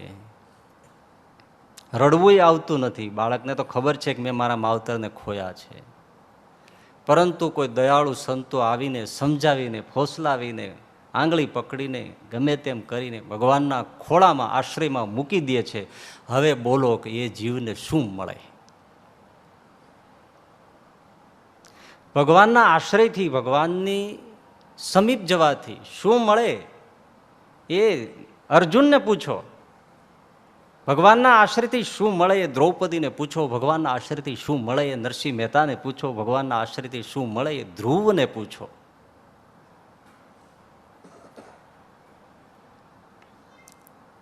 ઉત્તાનપાદ રાજાના બંને દીકરા ઉત્તમ અને ધ્રુવ. ઉત્તમની માં સુરુચિ એ માનીતી અને ધ્રુવની માતા સુનીતિ અણમાનીતી. ઉત્તમ એમનો ભાઈ એ પિતા ઉત્તાનપાદના ખોળામાં બેઠો તો ધ્રુવ બેસવા ગયા. કથા જાણો છો ને? પણ અપર માતાએ મેણું માર્યું કે હટ અહીંથી, તને બેસવા ન દઉં. મારી કુખે જન્મ લે તો તને ત્યાં બેસવાનો અધિકાર મળે. ધ્રુવને બહુ દુઃખ થયું. માતા પાસે રડ્યા. માએ કહ્યું કે બેટા, પરમ પિતાને આ ગોદમાં બેસવા જેવું જ છે, આરાધના કરો. અને ધ્રુવજી સર્વસ્વ છોડીને ભગવાનની આરાધના માટે નીકળી ગયા. જેવા નગરની બહાર ગયા ત્યાં નારદજી મળી ગયા. મુમુક્ષા યોગ્ય હોય ને તો સદગુરુ સામે જ આવે છે. આમ તો ભાઈ એવું છે, જે જેવો હોય ને એવા જ એને ગુરુ મળે. દાંડને દાંડ જ મળે અને દાંડને દાંડમાં જ પ્રતીતિ આવે. ખરા મુમુક્ષુને ભગવાન સદગુરુ આપી જ રહે છે. પણ મોટે ભાગે એવું હોય છે, જેને જે મળ્યા હોય ને એને એ પરમ સદગુરુ માનતા હોય. એ તો એની પોતાની માન્યતા છે. નારદજી મળ્યા. નારદજીએ હસતા હસતા કહ્યું કરે, બેટા એ તો બધું જાણે છે. અરે રાજકુમાર, કઈ બાજુ જાઓ છો? પ્રણામ કર્યા, પગે લાગ્યા. બાપજી, મારા ધન્ય ભાગ છે કે હું વનમાં તપ કરવા જાઉં છું, મને સાધુના દર્શન થયા. તપ કરવા જવું છે? તારી ઉંમર નથી બેટા, હજી તો તારા મોંમાં દૂધ ગંધાય છે. તકલીફ શું પડી? નારાયણ નારાયણ, તકલીફ શું પડી? પપ્પાએ કંઈ કશું કહ્યું? મમ્મીએ કહ્યું? ના, એવું તો કશું નહીં કહ્યું. માંડીને વાત કરી એટલે નારદજીએ કહ્યું, બેટા ચલો હું ખાતરી આપું છું, અડધું રાજ્ય તને અત્યારે ને અત્યારે અપાવી દઉં, પણ તું ઘોર જંગલમાં જઈ નહીં શકે, ત્યાં કેમ રહીશ? અને ધ્રુવજી કૂદવા માંડ્યા કે મહારાજ હવે તો મારે વનમાં જવું જ છે. હજી ભગવાનને માર્ગે ચાલ્યો, ત્યાં અડધું રાજ્ય મળતું હોય તો જઈને સાધના કરીશ ત્યારે મને શું નહીં મળે, મને જવા દો. ને ધ્રુવજી મહારાજ નારદજી પાસેથી ઓમ નમો ભગવતે વાસુદેવાય મંત્રનો દીક્ષા લઈ વનમાં ગયા, તપશ્ચર્યા કરી, જપ કર્યો. ભગવાન પ્રસન્ન થયા. ભગવાને અડધું રાજ્ય નહીં, સંપૂર્ણ રાજ્ય આપ્યું. અને અંતે, દેહને અંતે, મોતને અંતે શાશ્વત અવિચળ પોતાનું દિવ્ય ધામ આપ્યું. કહો ભગવાનને આશ્રય જવાથી શું મળે? આ મળે. થોડું યાદ રાખવા માટે, સમજવા માટે ભગવાનના આશ્રયથી શું મળે છે. એક વસ્તુ, ભાગ્યમાં જે લખ્યું હોય ને એ પુરુષાર્થથી મળે છે. હા, પુરુષાર્થ કરવો પડે, કારણ કે ભાગ્યમાં લખ્યું હોય તો પણ જો બેસી રહો તો બેઠેલાનું ભાગ્ય બેસી રહે, ચાલતાનું ભાગ્ય ચાલે, દોડતાનું ભાગ્ય ચાલે. પુરુષાર્થ કરો એટલું મળે. ભાગ્યમાં લખ્યું હોય તો પુરુષાર્થ કરવો પડે. તો ભાગ્યમાં લખ્યું હોય એ પુરુષાર્થથી મળે છે, એ ચોક્કસ. પરંતુ ભગવાનને આશ્રય જવાથી એ પુરુષાર્થ ઘટી જાય છે. એક જણો કોઈ કામ કરતો હોય, મથતો હોય, એમાં કોઈ એને મદદ કરે તો સ્વાભાવિક છે એને કામનો પરિશ્રમ જે છે એ ઘટી જાય ને. તો ભક્ત પણ થોડો પુરુષાર્થ કરે, થોડો 50-50, ભગવાન પણ પુરુષાર્થ કરે અને મદદ કરે તો એનો પુરુષાર્થ ઘટી જાય છે. આ ભગવાનના આશ્રય જવાનો ફાયદો છે. અરે સાવ સાચી વાત એ છે કે કાંઈ પુરુષાર્થ ન કરે, અનન્ય આશ્રિત થઈને ભગવાનનું નામ જપતો જપતો બેસી રહે તો એના ભાગ્યમાં જે લખ્યું છે ભગવાન કમાઈને એને આપે, એને કાંઈ નહીં કરવાનું. આ ભગવાનના આશ્રયનો ફળ છે. શું લાભ થાય? આ લાભ થાય છે. કાંઈ નહીં કરવાનો. નરસિંહ મહેતો જુનાગઢનો શું કરતો તે મને કહો. એ તમારી જેવા ગ્રહસ્થ હતા, એને પત્ની હતી, 2 બાળકો હતા, ઘેરે આવરો જાવરો હતો મહેમાનોનો, સાધુઓનો, મોટું કામકાજ હતું. છતાંય તમે હિસ્ટ્રીમાં ક્યાંય વાંચ્યું છે કે નરસિંહ મહેતા ક્યાંય મજૂરીએ ગયા હોય? એના ઘરવાળાએ કોઈના કચરા પોતા કર્યા હોય ઘર ચલાવવા? દાખલો છે. અરે એના છોકરા જુવાન થયા, એ ક્યાંય મજૂરીએ ગયા હોય જુનાગઢમાં ભાડ્યું? એ કંઈ કામ જ નથી કરતો આખો પરિવાર, સાવ બેઠો જ. અને ઠાકોરજી દોડાદોડી કરે છે. જલસા જુઓ તમે. એક હળીના હાટીકા ભાંગીને 2 ટુકડા નરસિંહ મહેતાના છોકરાએ નથી કર્યા. નહીતર એને તો જવું જોઈએ ને જુનાગઢમાં ચોકડીઓ ખોદવા. ગયા નથી લ્યો, કોઈ હકીકત છે ને. છતાં એના વ્યવહારમાં કંઈક ખોટ આવી. શું કરતા હતા? એ અનન્ય આશ્રિત થઈને ભજન કરતા હતા. નરસિંહ મહેતાને કીર્તાલ વાગતી હતી બસ. અને ઠાકોરજીના છોકરાને પરિણાવે, કુંવરબાઈના મામેરા ભરે, એના બાપનું શ્રાદ્ધ કરે, બધું કરે. અને આ ભાઈ બેઠો બેઠો બસ ભજન કરે. ભગવાનથી શું મળે? આ મળે. આપણે વડોદરામાં નિષ્કુળાનંદ સ્વામીએ ભક્ત ચિંતામણી પ્રસંગ લખ્યો છે. વડોદરામાં એક મહિલા હરિભક્ત થયા, શ્યામબાઈ. તો ધ્યાન ભજનનું એવું અંગ ભજન કર્યા રાખે તો બહુ કામકાજમાં સુરતા ન રહીએ, મજૂરીએ જવાય નહીં, એકલા પંડે. તો ભજનમાં એવો રસ આવી જાય, ચિંતા થાય કે હવે મારું જમવાનું શું થાય. પણ જેવી આંખ ખોલે ત્યાં સામે થાળ પીડ્યો હોય, રોટલી દાળ ભાત શાક, બોલો 2 ટાઈમ શ્રીજી મહારાજ એ આંખ ખોલે અને સામે થાળ મૂકી જાય. આ બાય બેઠી બેઠી માળા કરે, શ્રીજી મહારાજ ધક્કા ખાય. સિઝનના થાળ આવે, બોલો રસપુરી, શ્રીખંડપુરી, બધા અથાણા, પાપડ, બાય બેઠી બેઠી જલસા કરે. એટલું નહીં, નિષ્કુળાનંદ સ્વામીએ લખ્યું છે, એને લુગડા ફાટી જાય તે ચોળી, એના ચણિયા, એના સાડલા, આ ક્યાં દરજીને ઝાલ્યો હશે સહજાનંદ સ્વામીએ, એના માપ ક્યારે લીધા છે, એના કપડાં આપી જાય. એક દિવસ નહીં, વર્ષો સુધી આવી રીતે બાઈની મજૂરી ભગવાન સ્વામિનારાયણે વડોદરામાં કરી. શ્યામબાઈની કપડાં આપી જાય, ખાવાનું આપી જાય, પીવાનું પાણી આપી જાય, બાઈ બેઠી બેઠી ભજન કરે. બોલો ભગવાનના આશ્રયથી શું મળે? બીજું, ભાગ્યમાં લખ્યું હોય પુરુષાર્થથી મળે, ભાગ્યમાં ન લખ્યું હોય એ પણ ભગવાનના આશ્રયથી મળે. સુદામાના ભાગ્યમાં લખ્યું હતું શ્રી ક્ષય, શ્રી એટલે લક્ષ્મી, ક્ષય એટલે નાશ. લક્ષ્મીનો નાશ એટલે કોઈ કોડી દામ એની પાસે હોય નહીં, આવું ભાઈ સુદામાના ભાગ્યમાં લખ્યું હતું. પણ સુદામા દ્વારિકા આવ્યા, ભગવાન શ્રી કૃષ્ણના ચરણમાં માથું મૂક્યું. તમે રબર સ્ટેમ્પ જોયો છે ને, એમાં બધા અવળા અક્ષર હોય, સ્ટેમ્પની અંદર બધા અવળા હોય, પણ તમે આમ છાપો ને બધા હવળા થઈ જાય. એમ આ મસ્તકમાં બધું અવળું હોય, પણ ઠાકોરજીના ચરણમાં મસ્તક ચાપો ને બધું હવળું થઈ જાય. ભગવાનના આશ્રયથી શું મળે? બસ માથું ચાપે ત્યાં બધા જ અક્ષરો અવળા હોય, હવળા થઈ જાય. હે કરુણાના કરનારા, તારી કરુણાનો કોઈ પાર નથી. અરે અવળી હવળી કરનારા, તારી કરુણાનો કોઈ પાર નથી.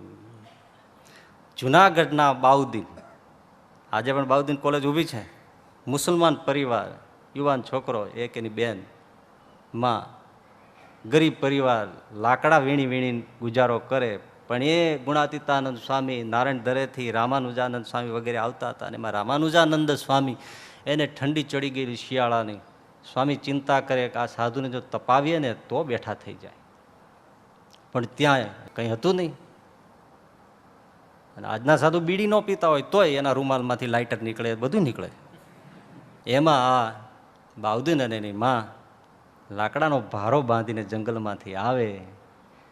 એની માં એને નજર પડી કે સાધુને કંઈક તકલીફ લાગે છે, એટલે કહ્યું કે બેટા બાવલા, બાવલો કહેવાતો, બાવલા જાતો પેલા ફકીરને પૂછને શું કાંઈ તકલીફ છે, સાધુ રસ્તામાં કેમ સૂઈ ગયો છે. એટલે બાઉદીન આવ્યા, એકદમ પ્રણામ કર્યા. બાબા પ્રણામ, હું કાંઈ મદદ કરું? બેટા આને ટાઢ ચડી છે, થોડા લાકડા. અરે અમે કઠિયારા છીએ. હો સામે મારી બા છે, ત્યાં મારા પારો. અરે એ તો તમારું ગુજરાન છે, એને સળગાવી નાખીએ, તમે શું કરશો? કંઈ વાંધો નહીં. દોડતા આવ્યો, બાને કહે અરે બા કે જા લઈ જા જો. અને લાકડા જગાવી આપી, એની પાસે સાધન છે, લાવી જગાવી ધૂણો કરીને તપાવ્યા. સાધુ બેઠા થયા. ગુણાતીતાનંદ સ્વામી આશીર્વાદ આપ્યા, જા આજથી તારે લાકડા કાપવા મીટ્યા. અને એ બાઉદીનભાઈ અને એની બેન બજારમાં ફરવા નીકળ્યા છે. એમાં જુનાગઢના નવાબ રથમાં બેસી નીકળ્યા. તેની બેન લાડલી બેન, એના ઉપર નવાબની નજર પડી તો એને ગમ્યા. એ દિવાનને કોઈ તપાસ કરવા, કોક ખોરડું છે. તપાસ કર્યો તો ખોરડું તો નાનું હતું, પણ હવે રાજાને મન ગમી, છાણા વીણતા એમની સાથે શાદી કરી. રાજમહેલમાં ગયા, બાઉદીનભાઈ પણ રાજમહેલમાં ગયા, એની મા પણ રાજમહેલમાં ગયા. બાઉદીનભાઈના ચબરાકી નવાબ જાણી ગયા, ભણાવ્યા, અને જુનાગઢના દિવાન પદે નવાબે એમને સ્થાપ્યા. અને એમણે બાઉદીન કોલેજ બંધાવી, આજે પણ સાંખપુરે છે. તો એના ઘણા મુસ્લિમ ફકીરો ક્યારેક ક્યારેક કહેતા કે ભાઈ તમે સ્વામિનારાયણનું મંદિર એ તો હિન્દુઓનું મંદિર છે, તમે ત્યાં વારે વારે સાધુઓ અને ફકીરોને મળો છો અને ત્યાં મથા ટેકવો છો, તો એવું કેમ કરો છો? તો કે ભાઈ હું તો લાકડા વીણતો હતો, આ જે મળ્યું છે ને મને સ્વામિનારાયણના ઓલિયા સાધુથી મળ્યું છે, માટે ત્યાં માથું ન ટેકવું તો ક્યાં ટેકવું? એક સાધુ જો રંકમાંથી રાજા કરી શકતો હોય, નસીબમાં ન હોય આપી શકતો હોય, તો પરમાત્મા શું ના આપે? અવળી હવળી કરી નાખે. આ ભગવાનના આશ્રયનું ફળ છે. અવળી હવળી એટલે કેવી, એને આવડે એવું કોઈ ન આવડે. નરસિંહ મહેતાની વાત ફરીથી, એ મજૂરિયાત કંઈ જાતો નહોતો મહેતાજી, પૈસાની ખોટ પડી, ખાવાની તકલીફ હતી, હતું કાંઈ નહીં. અવળું હવળું કેવું થાય? દ્વારિકા જતો સંઘ જુનાગઢમાં આવ્યો અને ઓલા તરકટીઓ અને ભટકાઈ ગયા. પૂછ્યું કે ભાઈ અહીંયા કોઈ પેઢી એવી છે કે હુંડી લખી આપે? હુંડી એટલે ચેક. તો જેથી અમે દ્વારકામાં પૈસા ઉપાડી લઈએ. ઓલા તરકટીઓએ, શરારતી માણસો એમ કહ્યું કે જુનાગઢની અંદર નરસિંહ મહેતા બહુ મોટો શ્રીમંત પેઢીદાર માણસ છે, એની પાસે જ જાઓ. નરસિંહ મહેતા બેઠો જ તો પૈસાની રાહ જોઈ. જો અવળું હવળું કરનારો, ઓલાને લાજ લેવડાવી હતી નરસિંહ મહેતાની, તો ઠાકોરજી એની પાસેથી રૂપિયા મોકલાવ્યા. બોલો, નરસિંહ મહેતાને કહ્યું કે આ 700 રૂપિયા હુંડી લખી આપો. તો છે નહીં, તમારી પેઢી નહીં. તું મારે ક્યાં કઈ પેઢી છે? ના ના બાબા, તમે તો લાખોની લખતા હોય એટલે 700 નજરમાં ન હોય એટલે તમે ના પાડો છો. નરસિંહ મહેતા કે રૂપિયો નજરમાં હોય, આજ જો રૂપિયો મળી જાય તો ઠાકરજીને થાળ કરીએ, 800ની ક્યાં વાત કરો ભલા મારે. ના મહેતાજી લ્યો ને લ્યો. નરસિંહ મહેતા કે કેમ લખવાના, આપે કોણ? રોઈ પીડ્યા. બોલો, ઠાકોરજી એની પરાયણે અપાવે છે, લઈ લ્યો મહેતાજી, લ્યો. મહેતાજી કે લાવ કાનુડા, તારે દેવું જ છે તો 700 રૂપિયા એ જમાનામાં લીધા એટલે ખાધા ખૂટે. નરસિંહ મહેતાએ જલસા કર્યા અને સામે દ્વારિકામાં ઠાકોરજી 700 ચૂક્યા, અવળાનું હવળું કર્યું. બોલો, પુરુષાર્થ અટકી જાય છે ને ત્યાં ઠાકોરજી જ કામ આવે છે. દ્રૌપદીનો કિસ્સો શું બતાવે છે? દ્રૌપદીને જ્યારે વસ્ત્ર ખેંચવાનો પ્રસંગ આવ્યો તેમાં 5 પતિઓ, ભીષ્મ દાદા, ધૃતરાષ્ટ્ર કોઈ કામ આવ્યા? આ બધાના પ્રતીક છે ભાઈ. યુધિષ્ઠિર મહારાજ એટલે ધર્માચરણનું બળ, કાંઈ કામ ન આવ્યું, અટકી ગયું. અર્જુન એટલે શસ્ત્ર બળ, સહદેવ એટલે શાસ્ત્ર બળ, ભીમ એટલે શરીર બળ, નકુલ એટલે રૂપ બળ, ભીષ્મ દાદા એટલે બ્રહ્મચર્યાદિક વ્રતનું બળ, ધૃતરાષ્ટ્ર એટલે રાજ સત્તાનું બળ. એ બધી સત્તાઓ પડી રહી, કોઈ કામ ન આવી. ત્યારે ઉપરવાળાની સત્તા કામ આવી અને દ્રૌપદીને બચાવી લીધા. પુરુષાર્થ અટકી જાય ત્યાં પરમાત્મા કામ આવે છે. ત્રીજી વાત કે કોઈ પણ તમે પુરુષાર્થ કરો તો એમાં અજંપો હોય જ, થાક હોય જ, પરેશાની હોય જ, તાપ સંતાપ હોય, આદિ વ્યાધિની ઉપાધિ હોય જ, પરિશ્રમ થકવી નાખે. પરંતુ ભગવાનનો આશ્રય હોય પછી ગમે તેટલી પ્રવૃત્તિ કરો એ શાંતિ જ આપે, એને અશાંતિ ન હોય. અને અશાંતિ હોય પ્રવૃત્તિ કરતા તો સમજી લેવાનું કે એ ભગવદ આશ્રય નથી. ભગવદ આશ્રય કરવા વાળાને પ્રવૃત્તિમાં શાંતિ જ હોય, કારણ કે એ બધું એને સોંપીને કરે છે. પોતાના માથે ઉપાડે તો થાક લાગવાનો છે, સ્વાભાવિક છે. એનું પ્રમાણ છે કે જો પ્રવૃત્તિ કરતા થકા અશાંતિ હોય તો ભગવદ આશ્રય નથી. અને ભગવદ આશ્રય હોય એને પ્રવૃત્તિ ગમે તેટલી કરે એને અશાંતિ ન હોય, એ શાંતિથી બેઠો. મહાભારતના યુદ્ધમાં ભીષ્મ દાદાએ પ્રતિજ્ઞા કરી કે કાલ સૂર્યાસ્ત થાય ન પાંડવી પૃથ્વી કરું, ફટાફટ ફટાફટ 5 બાણ ધરતી ઉપર મૂક્યા સામે. અર્જુન માટે, ભીમ માટે, નકુલ માટે, સહદેવ માટે, યુધિષ્ઠિર માટે 5 બાણ મૂક્યા દુર્યોધનની સામે. કાલ આમાં ન હોય 5 પાંડવો. ખળભળાટ મચી ગયો. યુધિષ્ઠિર મહારાજને, ભીમને, સહદેવ, નિકુલને, દ્રૌપદીને બધા હફળ થઈ ગયા. કૃષ્ણ ભગવાનને ખબર પડ્યા, એની છાવણીમાં કૂદી અને આવ્યા દોડતા પાંડવો પાસે. હાંફળા થઈને કીધું, અર્જુન ક્યાં છે? તો કે એ મહારાજ નથી આવ્યા છે. અર્જુનની છાવણીમાં ગયા તો અર્જુન ઘસઘસાટ સૂતો હતો. અર્જુન ઘસઘસાટ સૂતા હતા. ભગવાન શ્રી કૃષ્ણએ હલબલાવીને ઉઠાડ્યા અર્જુનને. ઉઠો પાર્થ, ઉઠો. એકદમ ધીરેથી શાંતિથી જાગ્યા અને કહ્યું, અરે મહારાજ અત્યારે? અરે તને ખબર નથી ભીષ્મ દાદાએ પ્રતિજ્ઞા કરી કાલ સૂર્યાસ્ત થાય ત્યારે ન પાંડવી પૃથ્વી કરવાના. ભીષ્મ દાદાએ શપથ લીધા છે, ખબર નથી? છાપું નથી આવ્યું?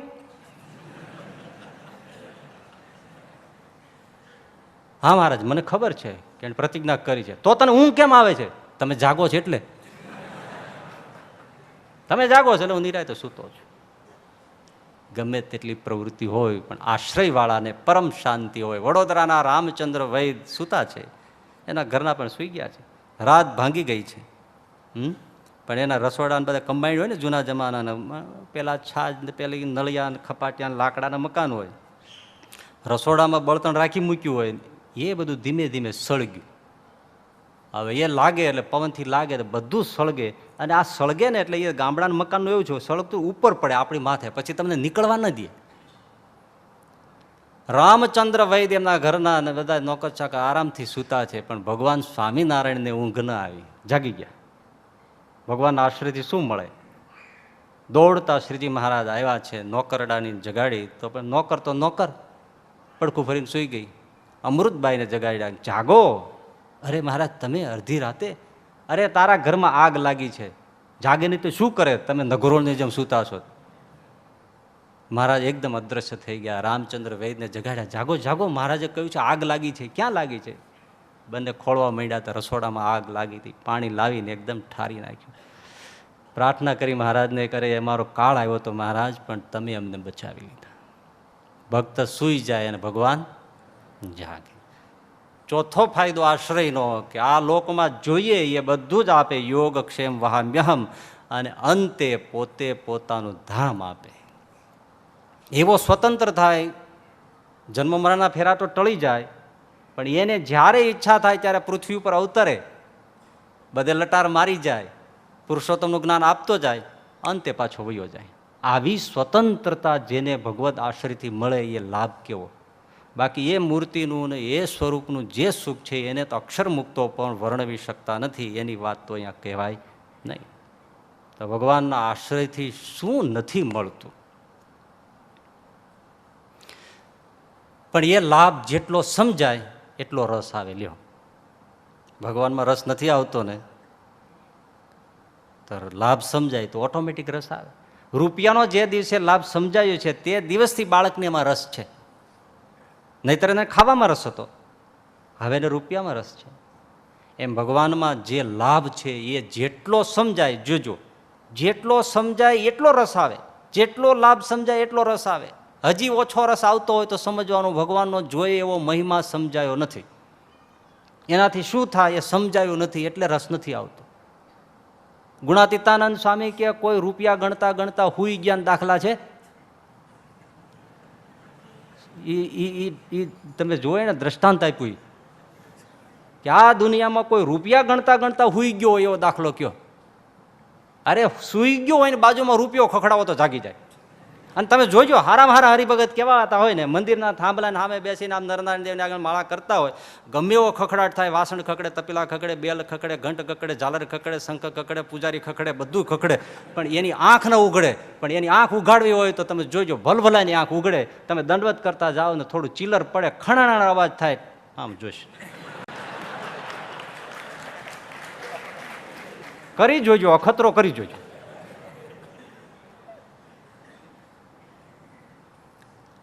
રસ છે એમાં.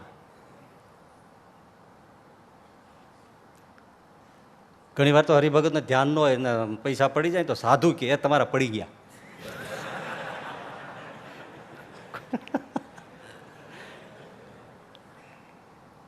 એમ ભગવાનમાં જેટલો લાભ દેખાય, જેટલો મહિમા સમજાય એટલો રસ આવે ને એકવાર રસ આવ્યો પછી બાકીની બધી બાજી સંભાળી લેવાય છે.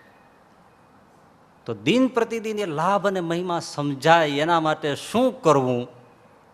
તો શ્રીજી મહારાજ અને શાસ્ત્રો સંતો કહે છે કે ભગવાનનો દિન પ્રતિદિન વધુ ને વધુ મહિમા સમજાય એના માટે દિન પ્રતિદિન નિષદિન સંત સમાગમ કી છે. હવે આ વચનામૃતને જુઓ કે ભક્ત બનવા માટે શું એમાં ક્લુ આપી છે.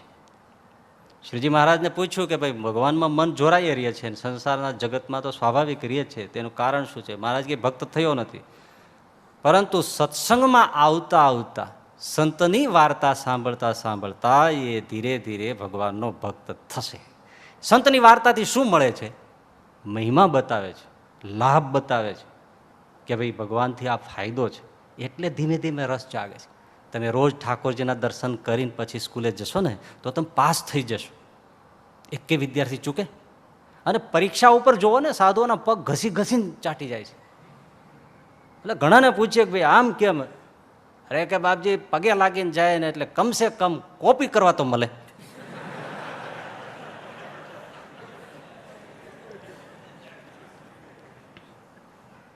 અમસ્થા કોઈ ના આવતા હોય પણ તે દિવસે ગોતી ગોતીને દંડવત કરતા હોય છોકરા. ગમે ત્યાં ખૂણામાં ગરી ગયા હોય ને તોય ત્યાં આવીને દંડવત કરે. ખરું કે નહીં? મંદિરોમાં ભીડ ઉભરાતી હોય છે, પછી ઠાકોરજીની જગ્યાએ આમ હનુમાનજી પાસે બેસીને હનુમાન ચાલીસા કરતા હોય. બોલો, લાભ દેખાય છે. ભગવાનમાં લાભ દેખાય તો ભગવાનમાં ચોંટી જાય, રસ આવી જાય. પણ ભાઈ સાધન તો બતાવી દીધું કે સત્સંગમાં આવે છે એટલે ધીરે ધીરે ભગવાનનો એ ભક્ત થશે, લાભ દેખાડશે, ભક્ત થશે, રસ આવશે, ચોંટી જશે. વચનામૃત અહીંયા પૂરું થઈ જવું જોઈતું હતું. વાત પૂરી થઈ ગઈ ને? શ્રીજી મહારાજે બતાવી જ દીધું હતું કે ભાઈ સત્સંગમાં આવે છે તો વાર્તા સાંભળતા સાંભળતા ભગવાનનો ભક્ત થશે. ભક્ત થાય તો પછી એનું મન તો બીજે કંઈ જતું નથી. છતાં પણ બ્રહ્માનંદ સ્વામી ફરીથી પૂછ્યું, હવે સમજજો, નહીતર વચનામૃત પૂરું થઈ જવું જોઈએ. સત્સંગથી થઈ જાય છે બધું. તોય બ્રહ્માનંદ સ્વામીએ પૂછ્યું કે મહારાજ, એવી રીતે ભગવાનમાં વૃત્તિ રહેવાનું સાધન શું છે? આગળ નથી બતાવ્યું? સત્સંગ બતાવ્યો હતો કે નહીં? તો શ્રીજી મહારાજ એમ કેવું જોઈએ ને, સ્વામી કહ્યું તો ખરું સત્સંગમાં આવતા આવતા થઈ જશે.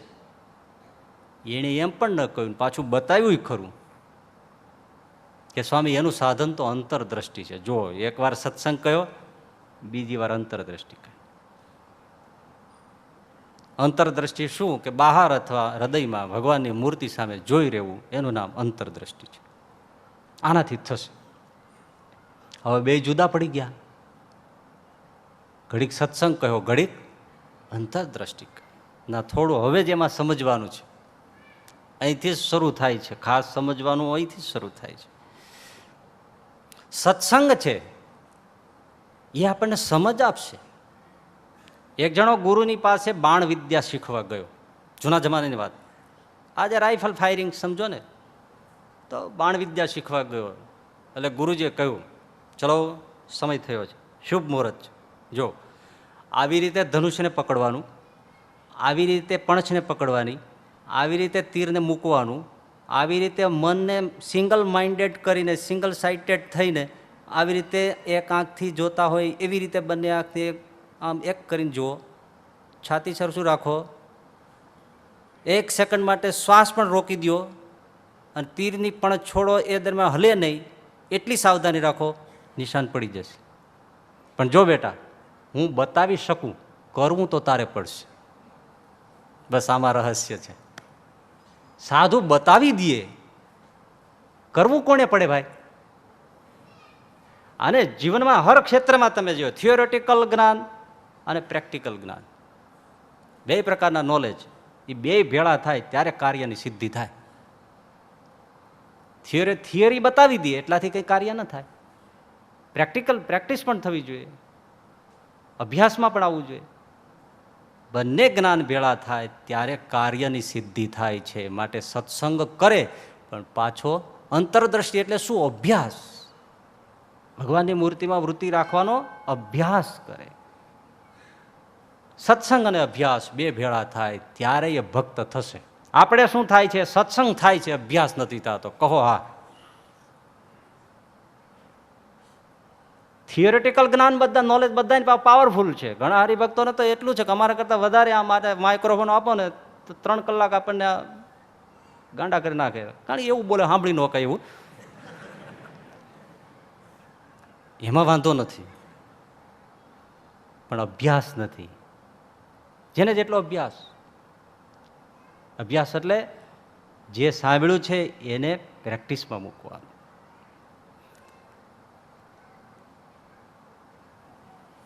બે પ્રકારના ટેસ્ટ છે, નેચરલ ટેસ્ટ અને એક્વાયર્ડ ટેસ્ટ. એટલે પ્રાકૃતિક સ્વાદ અને મેળવેલો સ્વાદ. ધ્યાનથી સાંભળજો. અભ્યાસમાં જ મજા છે, સત્સંગમાં તો તમે અમારા કરતાં પાવરફુલ છો. જોકે અભ્યાસમાંય પાવરફુલ છો, પણ આ સાંભળવા જેવી આ વાત છે. બે પ્રકારના સ્વાદ છે, પ્રાકૃતિક નેચરલ સ્વાદ, એક્વાયર્ડ એટલે મેળવેલો, પ્રાપ્ત કરેલો સ્વાદ. નેચરલ સ્વાદ શું છે? રોટલી દાળ ભાત શાક આપણે જમીએ છીએ, ખીચડી કઢી રોટલા જમીએ છીએ, એમાં આપણો નેચરલ પ્રાકૃતિક સહજ સ્વાદ છે. ભોજનમાં પણ સ્વાદ છે. તમે કેળું ખાઓ, સફરજન ખાઓ, જલેબી ખાઓ, ગુલાબજાંબુ ખાઓ, બટાટાવડા ખાઓ, કેવું લાગે? ટેસ્ટી લાગે કે નહીં? સ્વાદ છે, સ્વાભાવિક સ્વાદ છે. આને નેચરલ ટેસ્ટ કહેવાય, પ્રાકૃતિક સ્વાદ કહેવાય, સહજ સ્વાદ કહેવાય. બીજો છે એ પ્રાપ્ત કરેલો એક્વાયર્ડ ટેસ્ટ. બીડી, તમાકુ, સિગરેટ, દારૂ, અફીણ, આ તમે બધા જુઓ, એમાં કોઈ સ્વાદ છે? તમાકુના પાંદડામાં કોઈ સ્વાદ છે? તમે જુઓ, ચાવી બતાવો કોઈ સ્વાદ હોય તો. નાગરવેલનું કોરું પાન ખાશો તો સ્વાદ છે. તમાકુના પાંદડામાં કયો સ્વાદ છે? કોઈ ગધેડું ખાતો નથી. તો ઘણા લોકો એમ કે છે ગધેડો હોય એ જ ન ખાય. તમાકુના પાનમાં કોઈ સ્વાદ છે? એને અંદર કોઈ સ્વાદ છે? બીડીમાં કોઈ સ્વાદ છે? સિગરેટમાં કોઈ સ્વાદ છે? અફીણ તો ગળું બાળે એવું છે, કડવું છે, કાળું છે. દારૂ પણ દાહ કરે છે, બળતરા કરે છે. કોઈ સ્વાદ છે એમાં? લેમન જ્યુસ કે તમે ઓરેન્જ જ્યુસ પીવો તો સ્વાદ છે, પણ દારૂમાં કયો સ્વાદ છે ભાઈ? બોલો, આમાં પીધો હોય.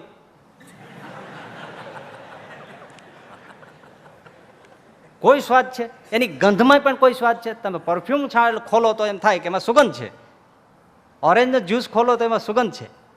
દારૂના શીશામાં કઈ સુગંધ છે, કયો સ્વાદ છે? અફીણમાં કયો સ્વાદ છે, કઈ સુગંધ છે?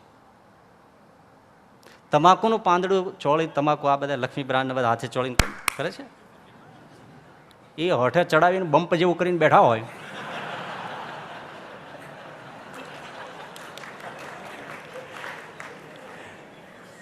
આપણા ઉપર થૂક ઉડાડતો જતો હોય. બોકડો ગંધાતો હોય ને એવા ગંધાતા હોય. બોકડો રીતસરો, એમાં કોઈ સ્વાદ નથી, કોઈ ગંધ નથી, કોઈ ટેસ્ટ નથી. પીનારાને પૂછો સ્વાદ છે કે નહીં. હતો નહીં, ક્યાંથી આવ્યો? છે નહીં કબૂલ. પી પીને સ્વાદ લીધો, પી પીને ઊભો કર્યો. ભાઈ તમાકુના પાંદડામાં કોઈ સ્વાદ નથી. પી પીને ખાઈ ખાઈને ચૂહીને એમાંથી સ્વાદ ઊભો કર્યો. અને એવો ઊભો કર્યો કે અફીણ આપો તો વેચીને, એટલે સાકર આપો તો વેચીને અફીણ લે. એક દિવસ બીડીનો બંધાણી ભૂખ્યો રહે, પણ એ પૈસાથી બીડી લે ત્યારે એને ટેસ્ટ પડે, પછી એનો ખોખારો ખાય. અને બીડી ન હોય ને એ પછી નહાયો થઈને ખેતરમાં હળવ ઉપર કે કળિયા ઉપર આમ ટેકો દઈને બેઠો હોય, એને કોક નીકળે અડધો ગાઉથી દોડ્યો, એ બીડી લાવજો, બીડી લાવજો. તો મારી પાસે નથી. તો કે હુડ કઢાવો, ક્યાંથી અહીંયા હેલાવો કોરા? એટલે પણ અમે પીતા નથી, હું કેમ ભેળી લેતા આવીએ? આપણા ઉપર ખીજાય, બોલો. અને એને બીડી આપો, રોટલો આપો તો નાખી દો. આ સ્વાદ હતો નહીં, ક્યાંથી આવ્યો? ઊભો કર્યો. એક્વાયર્ડ ટેસ્ટ છે આ. હકીકતમાં નેચરલ ટેસ્ટ માતાના દૂધ સિવાય બીજું કોઈ નથી. કોઈ બાળક માતાના દૂધનો ક્યારેય ઇનકાર કરતું નથી. પછી એ બાળક જાપાનીઝ હોય, ઓસ્ટ્રેલિયન હોય, ચાઇનીઝ હોય, અમેરિકન હોય, યુરોપિયન હોય, બ્રિટિશ હોય, ગમે તે હોય, માતાના દૂધનો કોઈ થૂથું કરીને કાઢી નાખવાનો દાખલો નથી. સ્વાભાવિક સ્વાદ છે. બાકી એને પછી રોટલી દાળ ભાત શાક ખાતું કરવું એ લોઢણ ચણા ચાવવા જેવા છે ને, ખબર છે ને? થૂથું કરીને કાઢી નાખે, આ ગાડા મમ્મ કહેવાય, ગવાયનું વળી બધું થૂકીને બધું ભરી મૂકે. વળી પછી બેટા ખવાય, જો હું કહું છું ને આને મમ કહેવાય, મમ કહેવાય, ગવાય, આ તો ગવાય. અને પછી જે ભાઈ મમ ખાય છે, આટલા ને આટલા લાડવા, એને એનો સ્વાદ નહોતો આવતો. આપણે ખવડાવીને રોટલી દાળ ભાત શાક ભજીયા પૂરી પાણી પૂરી પકોડી ભેળ ઢોસો કેવો કઠણ હોય. બોલો ડોબાના દાંત છોલાઈ જાય હોય તો ચાયમાં બોલે, ભલાણામાં બોલે, પણ વેરી ટેસ્ટી. કઈ સ્વાદ નહોતો. ખાઈ ખાઈને ઊભો કર્યો. વાહે પડીને નો સાંભળજો, વાહે પડીને ખાવાનો અભ્યાસ કરીને આ માંસમાં કયો સ્વાદ છે બોલો? આ માછલીની ગાડી નીકળે છે ને તો આપણે અડધો કલાક સુધી તો આમ થઈ જાય છે, અને છતાં એને ખાનારા ટેસ્ટી ખાય છે. ખાઈને સ્વાદ લીધો, ખાઈને સ્વાદ ઊભો કર્યો, પાછળ પડીને સ્વાદ ઊભો કર્યો. દરેક પ્રકારના સ્વાદ માણસ અભ્યાસ કરીને મેળવે છે, દરેક પ્રકારના. આ સંસારના 5 વિષયોના સ્વાદ પણ માણસે પાછળ પડીને જ ઊભા કર્યા છે. નહીતર વિષયોનો અર્થ શું છે? વિષમ યાંતિ વિષયા. વિષયો ઝેર છે, કડવા છે. તાપ સંતાપ આધિ વ્યાધિ ઉપાધિ 4 ફેરા ફરે એટલો જ જલસો. પછી કેટલા તાપ સંતાપ કેટલા છે? હે, વિષયોમાં ઝેર છે, પણ એને ભોગવીને એની પાછળ પડીને એટલા ચસ્કા લગાડ્યા છે કે હવે ચસ્કો છૂટતો નથી. જેમ પેલા વ્યસનોનો ચસ્કો પીને ઊભો કર્યો, એમાં સંસારના વિષયોનો સ્વાદ પણ કડવો જ છે, પણ ભોગવીને સ્વાદ ઊભો કર્યો છે કે હવે એ વગર ચાલતું નથી. એટલા માટે જે વિષયો ઝેર છે, જે વ્યસનો બેસ્વાદુ છે, એની પાછળ પડે તો પણ એનો ચસ્કો લાગે છે, તો ઠાકોરજીની પાછળ પડે તો એનો ચસ્કો કેમ ન લાગે? અભ્યાસ કરે તો. અને એનાથી પણ મજાની વાત ભાઈ કે વિષયોમાં પોતાનામાં કોઈ ઇટસેલ્ફ કોઈ સ્વાદ નથી. વિષયોમાં એમાં જે સ્વાદ આવે છે એ ઇન્દ્રિયોના સેન્સેશનથી આવે છે, ઓર્ગન્સના સેન્સેશનથી જ આવે છે, સંવેદનાથી જ આવે છે. જીભમાં સેન્સેશન હોય તો તમને સ્વાદ નો તમને સુખ આવે. બાકી ગમે એટલું સ્વાદુ ભોજન હોય, કોઈ અનુભવ થાય તો કયો. જઠરમાં સેન્સેશન હોય તો જ ભોજન સારું લાગે, ગમે તેટલું સાદું હોય. એની અંદર કોઈ સ્વાદ નથી. સ્વાદ ક્યાં છે? ઇન્દ્રિયોના સેન્સેશનમાં જ. ઇન્દ્રિયોનું સેન્સેશન ટળી જાય તો સામે ગમે તે ઉત્તમોત્તમ વિષય હોય તો પણ નકામો થઈ જાય. બીમાર પડે, જઠરનું જીભનું સેન્સેશન સંવેદના જતી રહી, હવે એને આપો જમવાનું, ચાલો સરસ મજાની જે ખાતો તો એવી જ વાનગીઓ આપો, લાત મારીને ફગાવી દે છે ને. બહુ આગ્રહ કરો તો ઉલટા ચીડી જાય છે ને. તો શું ચોટી પીડા મારે નથી કહું, શું કામ મંડે, શું કરવાનું? હા કેમ ભાઈ? ઇન્દ્રિયોમાં સેન્સેશન નથી. દૂધ પાકનો કટોરો તમે પહેલો પીવો તો સેન્સેશન થાય છે, એટલે સ્વાદુ લાગે છે, પણ 10મો કટોરો દેવા જાઓ તો એનો એ સામો થાય છે, સેન્સેશન ખતમ થઈ ગયું. વિષયોમાં સુખ નથી, ઇન્દ્રિયોના સેન્સેશનથી સુખ છે. સેન્સેશન જતું રહે, માંદો પડી જાય તો રોટલો ચાવતો હોય તો નથી સાહિત્યકારો કહેતા ગોદડું ચાવતો હોય એવું લાગે. ખીચડી ખાતો હોય, દાળ ભાત ખાતો હોય તો ડોબાને ખાણ દીધો એવું લાગે, સ્વાદ નહીં આવે. ભગવાન એવા નથી. એ રસો વૈ સહર છે, પોતે જ રસની ખાણ છે, એમાં જ સ્વાદ છે. ઉલટાનો એનો સ્વાદ ત્યારે આવે છે ભાઈ કે જ્યારે ઇન્દ્રિયોના સેન્સેશન ટળી જાય, ઇન્દ્રિયોથી અતીત થાય પછી તો એ સ્વાદ શરૂ થાય છે. ભગવાનમાં પોતામાં સ્વાદ ભર્યો છે, તો એની પાછળ પડે તો પછી કેમ ડૂબે નહીં? અને એકવાર ડૂબી જાય પછી એને ક્યાંય બીજે રસ રહેતો. કેવું મજાનું વચનામૃત છે, પણ અભ્યાસ કરીને પાછળ પડે ભગવાનની પાછળ. ભગવાનની પાછળ પડવું એટલે બસ મારી જોરીને કીર્તન કરે, મારી જોરીને માળા કરાય, મારી જોરીને નામ જપ કરે, મારી જોરીને ધૂન કરે, એ ભગવાનની પાછળ પીડ્યો કહેવાય. એવો કેટલાનો આગ્રહ હોય, મારી જોરીને ભગવાનની પાછળ પડે. હા, જમવામાં કોઈ આગ્રહ કરે તો ગમે, ભજનનો આગ્રહ કોઈ કરે તો ન ગમે.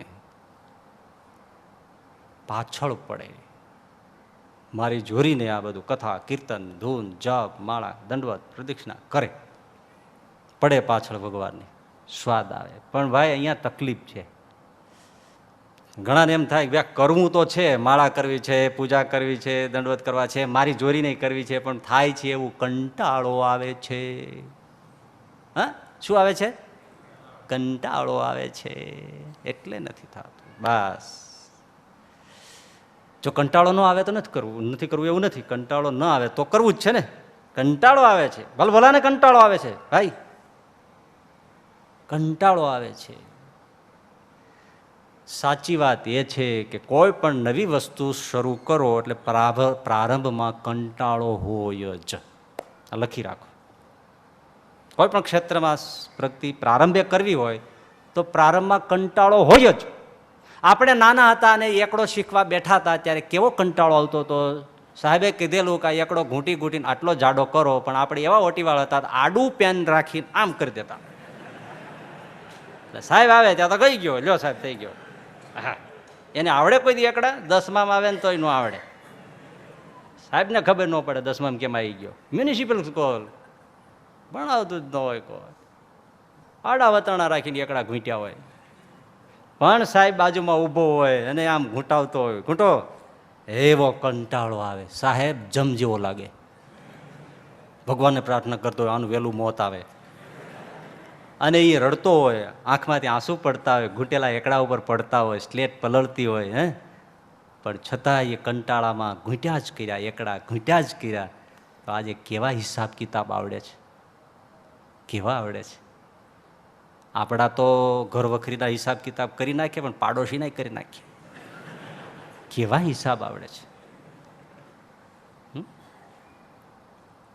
આ અંગ્રેજી જેનું કાચું રહી ગયું હોય ને, આપણે ગુજરાતીઓનું લગભગ કાચું હોય.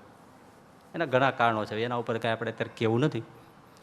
કાચું હોય ને પછી એને જરૂર પડે કે હવે જો હું ઇંગ્લિશ નહીં બરાબર કરું ને તો મારો હવે કોઈ ચાન્સ નથી, નોકરી ધંધામાં કાંઈ આગળ જવું નથી, એ કંઈ થશે નહીં. પછી લાગે, પણ ભાઈ કંટાળો આવે. કારણ કે કાંઈ સમજાય જ નહીં, ગમ પડે નહીં, વર્બ સમજાય નહીં, એડવર્બ સમજાય નહીં, નાઉન સમજાય નહીં, પ્રોનાઉન સમજાય નહીં, એક્ટિવ પેસિવ સમજાય નહીં, ડાયરેક્ટ ઇનડાયરેક્ટ સમજાય નહીં, ક્લોઝ સમજાય નહીં, કોઝલ ફોર્મ સમજાય નહીં, કાંઈ સમજાય નહીં, ટેન્સીસ સમજાય નહીં, સ્ટ્રક્ચર સમજાય નહીં. શું કરે? માથા પછાડે. પરંતુ એ કંટાળાને નહીં ગણીને જે મંડ્યો રહે છે એ ઇંગ્લિશની અંદર નિષ્ણાત થઈ ગયા છે. કંટાળો આવે પેલા. અરે સંગીત શીખવા બેસે ને જે મોટા મોટા સંગીતકારો થયા છે એના જીવન વાંચો. ગુરુજી ઓળખી જાય કે આ પ્રતિભા છે. 2-4 વર્ષ સુધી તો સંગીતની સરગમનો પેલો સાજ ઘૂંટાવે, રાત ને દી ઘૂંટો, આટલું જ કરી રાખવા. કેવો કંટાળો તમે વિચાર કરો, એકડો ઘૂંટવો હેલો, જયારે જુઓ ત્યારે રાત ને દી ચા નહીં, એમાં તો રસ આવે. પછીના 3-4 વર્ષ સુધી ખાલી સાસા રે રે રે રે ગગ સાસા રે રે સાસા રે રે સાસા રે રે રે સાસા રે રે સાસા રે રે સાસા રે રે સાસા રે રે રે રે સાસા રે રે સાસા રે રે ગગ રે રે ગગ રે રે ગગ રે રે ગગ. ગાંડા થઈ ગયા હોય એમ કરતા હોય, લકવાથી હોય ને એમ હોય.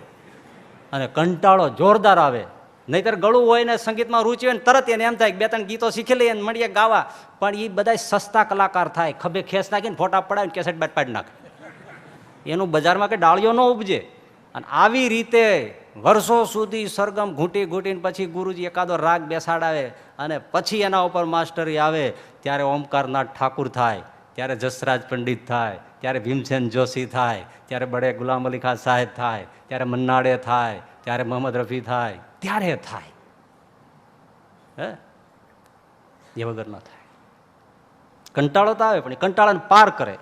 આ અનુપ જલોટા છે, એનો જીવનનો પ્રસંગ વાંચ્યો ને હું તો ગાંડો થઈ ગયો. એના બાપુજી પુરુષોત્તમ જલોટા, અનુપ જલોટા 5 વર્ષનો હતો, રૂમમાં પૂરીને બારણું બંધ કરીને હાર્મોનિયમ ઉપર બેસાડી, ઘૂંટો સા, શું સા, અવાજની હાર મેચ કરો સા. અને એવો બહાર લાકડી લઈને બેહે એના બાપુજી, 5 વર્ષનું છોકરું. વિચાર કરો કે એને કંટાળો કેટલો. ડુસકા સંભળાય, આંખમાં પાણી હાલ્યા જાય, અવાજ બંધ થાય નહીં, અવાજ સંભળાવવો જોઈએ બહાર.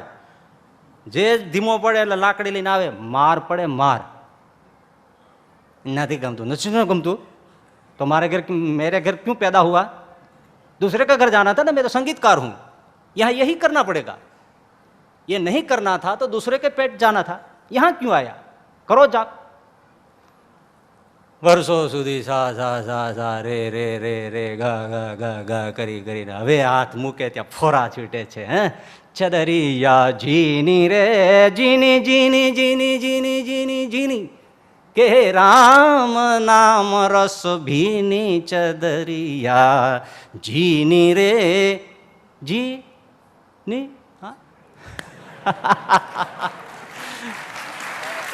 અરે હું આમાં જ આવા કરતો પણ મારું ગળું બધું વયો ગયો. ઠાકોરજી કીધું તારે કાંઈ નથી કરવું. મેં કીધું કાંઈ નહીં, તમે રાખો.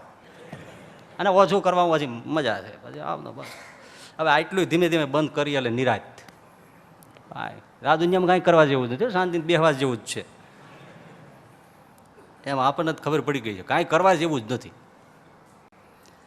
તો ત્યારે એને હવે ફોરા છૂટે છે ને. શરીરમાં જેની પ્રાધાન્યતા હોય તો શરીરને કેળવવું પડે, કેળવવા વગર કશું ન થાય.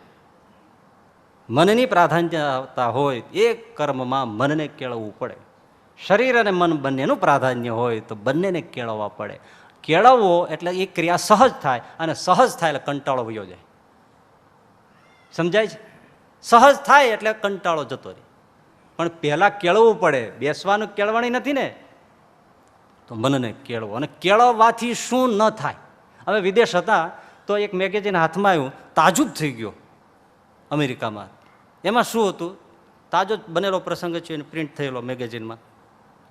તો નાયગ્રા ફોલ્સ નામ તો સાંભળ્યું છે, ઘણા જોયો પણ હશે, આમાં તો ઘણા આવે છે.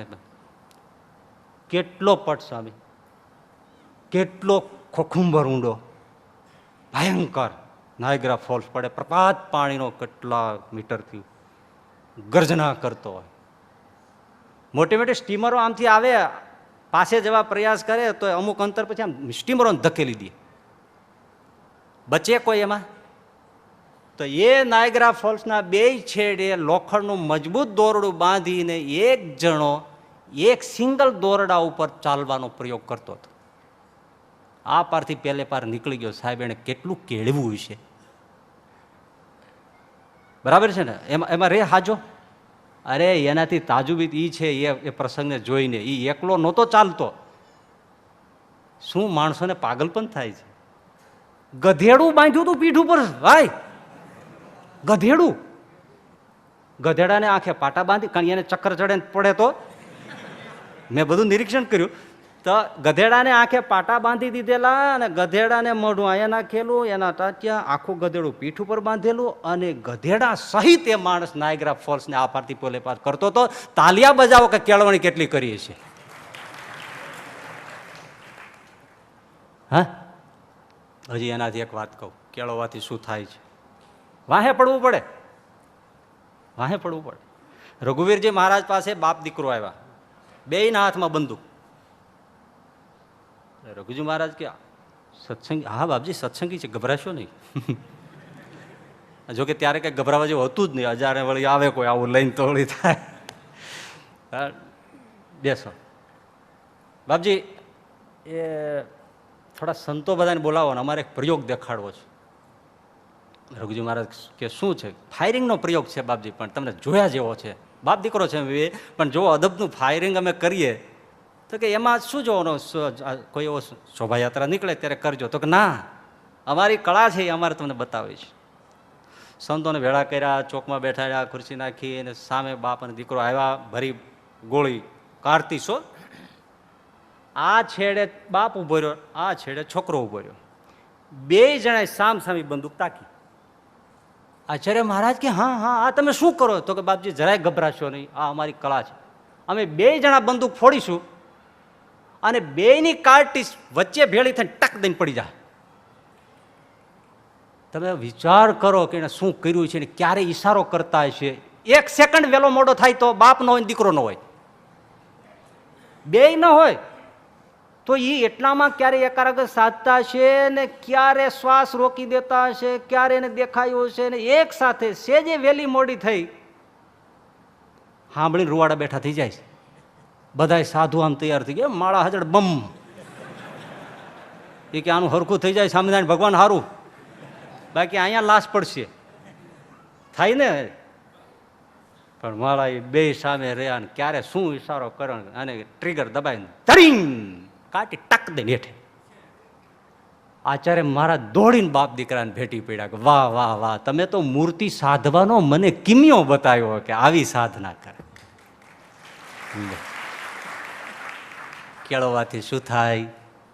બધું થાય. હવે આ ભગવાનની મૂર્તિની પાછળ પડવું ને એમાં ધ્યાન રાખવું ને એમાં કઈ આવો મોતનું જોખમ નથી. કોઈ મરી ગયો ભગત ધ્યાન કરતા કરતા? એટલે હવે તો એવું કે છે હાર્ટ એટેક આવતા હોય તો ધ્યાન કરો તો તમારે ડિપ્રેશન, હાર્ટના રોગ રિડ્યુસ થઈ જાય. મેડિટેશન લખી આપે પ્રિસ્ક્રિપ્શનમાં, અમેરિકન ડોક્ટરો પણ લખે છે.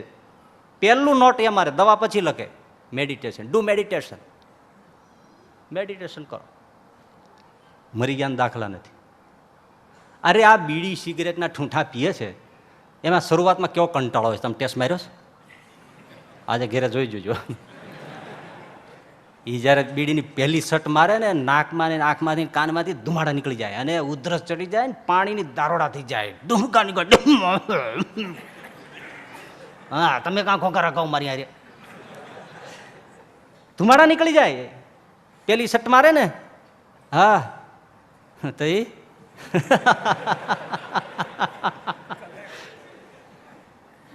ધુમાડા નીકળી જાય પણ પીધે જ રાખે, પીધે જ રાખે, પીધે જ રાખે. પછી નાકમાંથી ધુમાડા કાઢે, નાકમાંથી, અને આમ ચપટીયા ચડાવે, અહીંયા બીડી રાખે ને અહીંથી પાછો ગુટકાને પાછો આમ સિગરેટનો ધુમાડો ખેરે, ચપટીયા રાખ ખેરતો હોય. આને વળી ખેંચીને એક જણો મળો રાતે બીડી પીવા બેઠો થયો પણ લાઇટ કરી, એટલે બધા હુઈ ગયા હતા ને, એ અત્યારે હું લાઇટ કરી? તો કે હું બીડીનો ધુમાડો ન પાડું ત્યાં સુધી મને કોટો ન જડતો.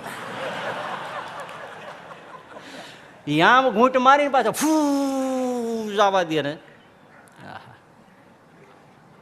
આ દારૂ પીએ ને ઘણાને ઉલટી થઈ જાય, લોહીની ઉલટી થઈ જાય, ગટરમાં પડી જાય, લુગડાના બાનરે બેઠા થઈને પાછો પીએ. બોલો, ઝુમઝુમા જેમ ઝુમકે.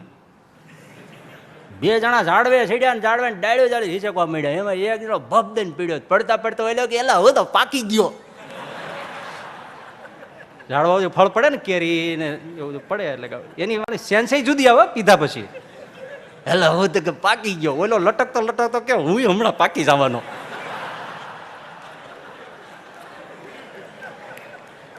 એક જણો આગ્રાના તાજમહેલ સામે બેઠેલો, તેમાં કોઈ નીકળો, એ ભૈયા ઇધર આવો, એ ઇધર આવો ના, कहाँ नहीं, इधर आओ, बैठो आया। अच्छा, तुम ताजमहल को हिला सकते हो? नहीं, हिला नहीं सकते। ताजमहल को हिला नहीं सकते ना, कैसे हिल सकता ताजमहल, कैसे हिल सका, कैसे हिल सकता, नहीं हिला सकते ना। मेरे पास बैठो और एक पी पियो, एक पैग पियो और ताजमहल को हिलता हुआ देखो। केवा हमाम थाता होय, पग ढळाई जाता होय, अळगोटिया खाता होय, तो मरदना छोडिया पाछा पड़े छे।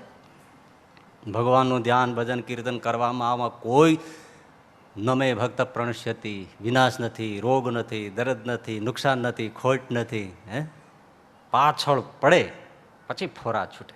આ રાજકોટ પાસે ગુંદાસરાના મૂળજી વખત થયા, ખેડૂતના જીવ ખેતી કરે, કેવા પાછળ પડે ભાઈ, હે હાથી હાંકતા હાંકતા કીર્તન, હળ હાંકતા હાંકતા કીર્તન. પેલો ખેતીમાં હલરું હાંકે ને ઘઉં બાજરાનું દાણા કાઢવા માટેનું, તો જાણે ઠાકોરજી વચમાં દિવ્ય રૂપે ઊભા છે ને હું પ્રદક્ષિણા કરું છું એમ પ્રદક્ષિણા કરી રાખે, મજન કરી રાખે. એને ખેતી નડે? કેવો આકરો અભ્યાસ ભાઈ. ક્યારા પાણીના વાવવાના બનાવે, એક સરખા બનાવે, એકવાર નાકો વાળી પાછળ ઊભા રહીએ, વંદુના કેટલા પદ બોલીએ અને પાણી પહોંચી જાય છે એ જોઈ લેવાનું, પછી એટલા પદ નાકું વાળીને બેસીને બોલી નાખવાના, નાકું વાળી લેવાનું, હળી જ નહીં કાઢવાની. આખો દિવસ બસ આ કીર્તનો ના કરી રાખે. હે એવો કઠોર નિયમ એમણે તો લીધેલો. પછી વધતા વધતા વધતા જમવા બેસવાનું, મૂર્તિ ધારીને એક એક કોળીએ ભગવાનને મૂર્તિને સંભાળીને જમવાનું. મૂર્તિ ભૂલાઈ જાય, સુરતા તૂટી જાય એટલે ચડું કરી લેવાની, પછી જમવાનું જ નહીં. આજ બપોરેથી કાલ બપોર. હવે કેટલો અભ્યાસ પાછળ પડ્યા છે. ત્યારે પછી એકવાર મરચી નીંદતા હતા, નાના છોડવા હતા, મરચી નીંદતા હતા અને કીર્તન બોલતા હતા, વાલા રમજમ કરતા કાન મારે ઘેરે આવો રે. ત્યાં શ્રીજી મહારાજ આવ્યા. એ ભગત જય સ્વામી. અરે મહારાજ તમે આવ્યા, તમે કીર્તન ગાવો છો પ્રેમથી, હું આવ્યો. ધૂળનું ઢેફું શ્રીજી મહારાજ ભાળીને એના માથે બેઠા. આ કાલ સવારની વાત, રાજકોટ પાસે ગુંદાસરા ગામ, ગુરુકુળનો સત્સંગ, જોગી સ્વામીનો ગુરુ માનદ સ્વામી એમની કંઠી પહેરેલી, જોગી સ્વામી શાસ્ત્રી મહારાજની વાતો સાંભળી પુરાણી સ્વામીની, અને આ સત્સંગના જોર એ બ્રહ્મસત્રો બધું સાંભળી એકાંતિક કેવા પાક્યા. હે મહારાજ હું અહીં તમારી શું પૂજા કરું? મહારાજ કે બસ દર્શન એ પૂજા. પણ ભગતે પછી મરચીના કૂણા કૂણા પાન ડૂટકા અને પેલા ફૂલવાળા હોય ને એ ડીટા તોડી તોડીને મહારાજને બે બાજુ લટકાવી અને એને તોરા કર્યા. મહારાજનું દર્શન કર્યું, કીર્તન સંભળાવ્યું, મહારાજ દ્રશ્ય થઈ ગયા. પછી ખેતી તો છોકરાઓને સોંપી નિવૃત્ત થયા. 4 વાગ્યે પૂજામાં બેસી જાય, રાતના 10 વાગ્યા સુધી અખંડ માળા કરે. થોડું પછી ભોજનપાન કરીને સૂઈ જાય, પાછા સવારે 4 વાગે બેસી જાય. વર્ષો કર્યા આવું. એટલે સંતો અને ભક્તો એને પૂછે, ભગત આ બેઠા બેઠા અખંડ માળાને આ બધું કંટાળો નથી આવતો? ભગતે જવાબ આપ્યો કે સ્વામી કંટાળાની ક્યાં વાત કરો છો, ઊભું થવાનું મન થતું નથી. રસો વૈસ અભ્યાસ કરે તો આ થાય છે. હજી એક મજાની વાત, ચર્ચિલનું નામ સાંભળ્યું હશે તમે. તો ચર્ચિલ એને ગણિત જરાય ન ફાવે, જરાય ગણિત ફાવે નહીં. પણ તમને ખબર છે કે આજના સુધીના ઇતિહાસમાં બ્રિટનના ટોપ ફાઇનાન્સ મિનિસ્ટરમાં કોઈ જો પહેલું નામ હોય તો ચર્ચિલનું છે, જેને ગણિત નહોતું ફાવતું. એટલો કંટાળો ચડે, આવડે જ નહીં. શિક્ષક એને કહેતું ડબ્બો છે, એક દાખલો આવડે નહીં. બહુ દુઃખી થાય પોતે. પણ એકવાર એમણે જોયું કે 4 એના ક્લાસરૂમના છોકરાઓ એક વૃક્ષની નીચે બેસીને ગણિતના દાખલા ગણતા હતા. પણ તન્મય થઈને એવા ગણતા હતા, એવા ગણતા હતા. ચર્ચિલ ત્યાં ગયો ને તો એ લોકોને ભાન નથી કે અહીંયા કોઈ આવ્યું છે. અને ચર્ચિલને વિચાર થયો કે ઓહો, આટલા ખંત ઉત્સાહથી તો મેં ક્યારેય ગણિત ગણ્યું જ નથી. હું જો આટલા ખંતથી ઉત્સાહથી ગણું તો મને કેમ ગણિત ન આવડે? અને બીજું, હું એકલા એકલા મથું તો ક્યાંથી આવડે, ક્યાંથી રસ આવે? સમૂહમાં કેમ ન ભળવું? ખંત ઉત્સાહ વધાર્યો અને મિત્રોની સાથે ગણિત ગણવા બેઠા. બધા જ ક્લાસના વિદ્યાર્થીઓને પાછળ રાખ્યા, માણસ આગળ નીકળી ગયો અને ગણિતમાં એવો એક્કા થયા કે ટોપ ફાઇનાન્સ મિનિસ્ટર ચર્ચિલ જેવો કોઈ થયો નહીં. એમાં ભજનમાં અને બધે કંટાળો આવે, પણ એક ઉત્સાહ વધારવો પડે. અને બીજું, એકલા એકલા ન થાય, ઘણાને મોટે ભાગે ન થાય, તો સમૂહમાં તમે આમાંથી કહો ને, ઘરે જઈને કેટલા માળા કરતા હશે. મંદિરેથી સંકેલીને વયા જાય, મંદિરે આવે છે સારું છે, મંદિર પૂરું કરીને ઘરે ગયા પછી ટીવી ઉપર બેસી જાય, એ બધું એમ 1 વાગી જાય, 12 વાગી જાય તો કોઈ વાંધો નહીં, પણ ધ્યાન ભજન ને કીર્તન કરનારા કેટલા? એકલા ન થાય ને. તમે જોયું ભૂવો કોઈ દિવસ એકલો ધૂણ્યો એના ઘરમાં ધૂણી નાખી? માણસો ભેળા થાય ને ડાકલું વાગે એટલે પછડાટું મારતો હોય, બોલો. પણ કોઈ નહીતર એને માતાજી ખરેખર આવતા હોય તો ઘરે એકલો એકલો જ ક્યારેક ધૂણવો જોઈએ ને, પણ કોઈ દી ન ધૂણે. એવું આપણે ભગતમાં એવું છે, એકલા એકલા બહુ ઓછા ધૂણે. સમૂહ ભેળો થઈ જાય એટલે તમારે ધૂણવા માંડે. પણ એ તો સારું છે, ધૂણે તો છે. એટલે સમૂહ ગોતો, પણ કેવો સમૂહ કે જે ભજન કરે ને કરાવે એવો સમૂહ. નહીતર તો પછી ભજન ન થાય, ઉલટાનું ભેળા તો થાય જ છે ને બધા, પણ હવે કાંઈનું કાંઈ ઉપાડીને બેઠા હોય. એટલે સમૂહ ગોતવો અને ખંત ઉત્સાહ વધારવો, ઉપરાંત જે ભજન કરતા હોઈએ એમાં થોડો થોડો ચેન્જ લાવવો. રસ પેદા અને કંટાળો દૂર કરવાના બધા કિમિયા છે. થોડો થોડો ચેન્જ. તમે જપ કરતા હોય તો એમાં થોડો ચેન્જ લાવો, કીર્તન કરતા હોય તો ચેન્જ લાવો. આપણે બધું ઢાળ એક ઘરેડમાં હાલતું હોય છે ને, પછી એમાં તમે કહો કોઈ સુધારો કરવા માગતું નથી ને એમાં કંઈ બહુ કહેવાય નહીં. પણ ઘણા કે કથામાં કોઈને રસ નથી આવતો, પણ ચરિત્ર કયો છો તો જરા રસ જરા એમ કયો ને. અને તમે સાંભળવા વાળા એવે રસ નિષ્પન્ન થાય એવી રીતે એવાને ગોતો ને. સીધો ક્યાંથી રસ આવશે ભાઈ? બુઠ્ઠા અસ્ત્રમાં ધાર કેવા આવશે? આપણે કંઈ બદલવા માંગતા નથી. થોડો ચેન્જ કરે. ઘણી વાર તમે જોજો, આ મંદિર હોય કોઈ ને, સાવ એકલા 2-3 હરિભક્તો કીર્તન ગાતા હોય, કોઈ વાજિંત્રો ન હોય, કોઈ માઇક્રોફોન ન હોય, પણ સાંભળીને તમને આમ સ્પંદન મંડે આવવા. અને આપણે એટલા બધા વાજિંત્રો લઈને બેઠા હોય કે સાંભળનાર એમ થાય કે ભાગી જઈએ આપણે. રસ નિષ્પત્તિ તો આપણે ધ્યાન જ રાખતા નથી. થોડોક ફેરફાર કરે. એક પોસ્ટમેન ટપાલોમાં સિક્કા મારતો હતો. હવે એને આખો દિવસ ભાઈ સિક્કા જ મારવાના, સિક્કા જ મારવાના, ફટાફટ ફટાફટ ફટાફટ ફટાફટ. તે કોઈ જોઈ ગયું તો એમને કીધું કે તમને આ સિક્કા રોજ જ્યારે આવો ત્યારે સિક્કા જ મારો છો, તો તમને કંટાળો નથી આવતો? તો કંટાળો છે ને સાહેબ, તારીખ બદલી જાય ને. મર્મ અફલાતુન છો. જરાક ચેન્જ કરી નાખો એટલે રસ આવવા મળે. જરાક ચેન્જ કરો, પણ એ ચેન્જની બહુ મોટી પાઠશાળા. સૌ વ્યક્તિગત છે ભાઈ, પણ કરવાની જરૂરી એ છે. સૌ પોતપોતાની જે વિચારીને કરવું. એક તો સમૂહ ગોતવો, ઉત્સાહ વધારવો, જે ભજનની મેથડ છે એમાં થોડો થોડો ચેન્જ લાવે. મૂર્તિની સામે જોઈ રહેવાનું હોય તો ઘણા બસ પહેલા ધડાક આંખી મીચીને બેસી જાય, સુઈ જાય. તો સવારે ઉઠા 8 વાગે શું કરતા? ધ્યાન કરતો હતો. હા, સારું ધ્યાન લ્યો.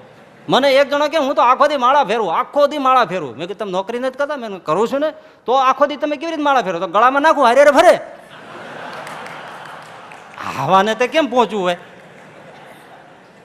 શબ્દો વાપર્યા એમાં જરાય ખોટા નથી. હું આખો દી માળા ફેરવું હારે ફરી રાખે કે માને. એટલે એમ સીધી મૂર્તિને ચાલીને બેસી જાવ ન થાય. ચેન્જ. સામે મૂર્તિને રાખે, ફોટો રાખે, વળી જોઈ રાખે, આંખ બંધ કરીને ત્યાં જોવે, પછી મૂર્તિને ખેંચવી નાખે, એમને ખુલ્લી આંખે ત્યાં જોવે, બંધ આંખે ત્યાં જોવે, એમ વળી ધીમેથી પાસે લાવે, પછી હૃદયમાં જુએ, વળી પાછી બહાર લાવે. છે ને વરતાલના વચનામાં કીધું છે એમ. એવી રીતે મૂર્તિને પણ આઘી પાછી જુદી જુદી રીતે કરે. પહેલાં તો બહાર જ ધારવાનું હોય. એ બધો અભ્યાસ કરે તો એને જરૂર ને જરૂર કંટાળો નીકળી જાય ને રસ આવે, 100% આવે. પણ એનું પણ સાતત્ય હોવું જોઈએ. સતુ દીર્ઘકાળ નૈરંતર્ય સત્કારા સેવિતો દ્રઢભૂમિ. દીર્ઘકાળ કરવું 1-2 મહિનામાં ન થઈ જાય. દીર્ઘકાળ કરવાનું, પાછું નિરંતર કરવું, પ્રક્રિયા સતત વધારવી તો થાય. આ વિદ્યુત પેદા થાય નર્મદામાં, એ ટર્બાઇન ઉપર એક હારે પાણી નાખી દે એટલે વીજળી થાય? હે ભાઈ, થાય? એ ધોધ સતત પડતો રહ્યો છે, ટર્બાઇન એમને સતત ફરતું રહે પછી વીજળી પેદા થાય. એટલે મહારાજ કે આંગળી, પાતળી આંગળી જેવી શેડ વહેતી હોય તો પાણીનો દરો ભરાય. સવારે ઘડીક ટર્બાઇન જનરેટર ફેરવ્યું, સાંજે ઘડીક ફેરવ્યું, પછી કે ભક્તિ કેમ જાગતી નથી? ક્યાંથી જાગે? એ ટર્બાઇન આખો દી ફરવું પડે. એટલે ઘણાને પાછો પ્રશ્ન એમ થાય, બાપજી વ્યવહાર કરતા કરતા કેમ કરવું? આમાં ધ્યાન રાખવું કે આમાં ધ્યાન રાખવું? વાત તો ખરી છે, પણ એટલે તો માનસી પૂજા અને આ બધું ગોઠવ્યું છે કે થોડે થોડે અંતરે ભગવાનનો સંબંધ આવે છે. પેલા 5-5 કલાકે સાંભળે, પ્રયાસ કરે 4 કલાકે સુરતા થાય, અઢી કલાકે મંડે સુરતા આવવા, કલાકે આવવા માંડે, અડધો કલાકે આવવા માંડે કામ કરતાં કરતાં. એમ કરતાં 10 મિનિટે આવી જાય, 5 મિનિટે વળીને સુરતા આવે. એમ સંસારના કે કોઈ પણ પ્રવૃત્તિ કરતાં પણ પછી સુરતી સધાય છે. સાયકલનું દ્રષ્ટાંત તો આપણે આપે છે ને, ચલાવનાર હોય, ગાડી હાંકનારો હોય, ઘોડેસવાર હોય, પાણીયારી પાણી ભરતી હોય, એક કામ કરતાં કરતાં સાથે કેટલા ધ્યાન રાખે જ છે. એમ પછી એવી રીતે થાય છે કે એને બીજી ક્રિયા કરતાં કરતાં પણ એને સુરતા વચ્ચે આવે છે. એટલું બધું ન થાય તો જેટલો સમય મળે છે એમાંય જો પ્રયત્ન કરવા માંડે તો અવશ્યપણે એને રસ જાગી જાય છે. એટલે સત્સંગ એ શું કરે છે? ભગવાનનો મહિમા બતાવે છે. અને જગત ખોટું છે, એમાં રસ નથી, એમાં વૈરાગ્ય કરાવે છે. જ્યાં સુધી સંસારમાં રસ હોય તો પછી આમાં રસ ન આવે, એટલે એને ખોટું કરે. સતત સંતોના કથા વાર્તાથી, સંસર્ગથી સંસાર છે એનું સ્વરૂપ બતાવે, ભગવાનનું સ્વરૂપ બતાવે. સંસારમાંથી પછી વૈરાગ્ય થાય, વિતૃષ્ણા થાય અને અભ્યાસ રાખે અંતરદ્રષ્ટિનો. વૈરાગ થઈ ગયો હોય તો પણ મનને સ્થિર કરવાનો અભ્યાસ ન કરે તો સ્થિર ન થાય. અભ્યાસ તો અવશ્ય કરવો પડે, ક્યાંય રાગ ન હોય લ્યો તો શું કરશે? આમને જોઈ રાખશે ચારે બાજુ. પણ અભ્યાસ કરીને મૂર્તિમાં બેસશે તો જ મન મૂર્તિમાં સ્થિર થશે. એટલે અંતરદ્રષ્ટિ અભ્યાસ છે. જ્ઞાનીની અંતરદ્રષ્ટિ જુદી છે, એને આત્માનું સંધાન છે. અજ્ઞેયવાદીઓની અંતરદ્રષ્ટિ જુદી છે, એને કેવળ અવેરનેસ છે, જાગૃતિ છે. ભગવાનના ભક્તની અંતરદ્રષ્ટિ જુદી છે, ભગવાનની મૂર્તિની સામે જોઈ રહેવું. મધ્યના 8મા વચનામૃતમાં મહારાજે કહ્યું કે વંદન, પૂજન, દર્શન એ બધું મૂર્તિની પણ કરે, અંદર ધારીને પણ કરે, એ બધી અંતરદ્રષ્ટિ છે. અને જ્યારે આવું થાય છે પછી એને ક્યાંય રસ રહેતો નથી. કારણ કે ભગવાનનો ભક્ત એનું નામ કે જેનું મન ભગવાનના રંગે હવે રંગાઈ ગયું છે, એનો રસ પીધો છે, હવે નથી. તમને 2 જ પ્રસંગો કહીને પૂરું કહી દઉં કે એ પછી એને ક્યાંય રસ રહેતો નથી. સ્વાભાવિક થઈ ગયું, કારણ કે જોડાઈ ગયો. ભક્તનો અર્થ છે જોડાયેલો, વિભક્તનો અર્થ છે છૂટો પડી ગયો. વિભક્ત કુટુંબ, છૂટું કુટુંબ. ભક્ત જોડાયેલો, વિભક્ત છૂટો. આજે ભગવાનના રસેથી રંગાઈ ગયું મન એ ભક્ત, પછી એને બીજો રસ ફાવતો નથી. ઘણાને જુઓ ને, તમે ભેંસના દૂધની ચા પીતા હોય એને પછી ગાયના દૂધની નહીં ભાવે. કયો? હા, પછી એને ન ફાવે. તમે આપો તો એમ કે એમાં ગંધ આવે છે. અને ગાયના દૂધની જેને ફાવતી હોય એને બકરાના દૂધની નહીં ફાવે, એ કે બકરાનું દૂધ ગંધાય છે. અને બકરાના દૂધની ફાવતી હોય એને ઘેટીના દૂધની નહીં ફાવે. અને ઘેટીના દૂધની જેને ફાવતી હોય એને ઊંટડીના દૂધની નહીં ફાવે. બોલો, પછી એને ભગવાનનો રસ આવ્યો, એને બીજા રસ. વાલાએ રસના ચાખણહાર છાસતે નવ. મને તે એક દી દાંત કેટલા આવ્યા ઘનશ્યામ ગોટો વળી ગયો. અમે આ બોલ્યા ને એક જગ્યાએ, મેં કીધું વાલાએ રસના ચાખણહાર છાસ ને પિયરે લો. એ કરી ભગત મને કે હા સાચી વાત છે, હું એટલે જ હું માનસી પૂછામ છાશ નથી મહારાજને ધરાવતો. લે, મેં કીધું કાં? તો કીધું ને મારા છાશ નથી પીતા. ક્યાંનું ક્યાં ચોંટાડ્યું. આવા પાછા વચનામૃત ઉપર વાતું કરો, એ સર્વોપરીની પાછા. હવે હું સમજાવતા છે, આટલી ખબર નથી પડતી કે આમાં શું કહેવા માગે છે. વાલાએ રસના ચાખણહાર છાસ એટલે મૂર્તિનો જેને સ્વાદ આવ્યો, એને સંસારના વિષયો રૂપી ખાટી છાસ એ ભક્ત પીતો નથી. ત્યાં મહારાજની હારે લગાડ્યું કે મહારાજ છાશ નથી પીતા, એટલે માનસી પૂજામ ન ધરાવાય, થાળમાં છાશ ન ધરાવાય. આપણે એટલે નિર્વિકલ્પ ઉત્તમતી બોલીએ છીએ ને, માંસ ન ખાવા તો મદ્યકું. તો અમે એક સાધુ દવામાં મધ લેતા હતા, તે ગરીબ જોઈ ગયા. એ કે આ શું કરો છો? કા મધારે દવા લો, નિર્વિકલ્પમાં નથી આવતું માંસ ન ખાવું મધકું. અને મધ ન ખવાય આપણે, એલા એ મધ નહીં, મદ્ય, દારૂ. મદ્યનું મધ કર્યું. એમાં છે ને હિંસાનગર જનકી પરચે માંસ મદ્ય પીવત નહીં પડે, વિધવા કુ સ્પર્શત નહીં આવે ને. હિંસાનકરની જંતકી પરત્રીય સંકો ત્યાગ, માંસ ન ખાવ મદ્ય કુ પીવત નહીં બળ ભાગ, વિધવા કુ સ્પર્શત નહીં. એ શું બોલે ખબર? વિધવા કુ કોઈ પ્રશ્ન નહીં. હિંસાનકરની જંતકી પરત્રીય સંકો માંસ ન ખાવ મદ્ય કુ પીવત નહીં બળ ભાગ, વિધવા કુ કોઈ પ્રશ્ન નહીં. પોઢણિયા બોલે, પોઢણિયા ગોટા વળી જાવ એવા. સ્વામિનારાયણ દેવ્ય મોર દે સંતન કે વિશે એમ જ છે ને. એ ગરીબગત બોલતા હતા, સાંભળ્યા કાને. સ્વામિનારાયણ દીવા મૂકે ને તલક ઘસે વશરામ. સ્વામિનારાયણ દીવા કરે ને ચંદન ઘસે વશરામ પડે પર સકળ મળે વંદન વળે ચંદન વશરામ ઘસે ચંદન સ્વામિનારાયણ દીવા મૂકે બારીએ બારીએ. આવા પોઢણિયા શું વાત કરો છો.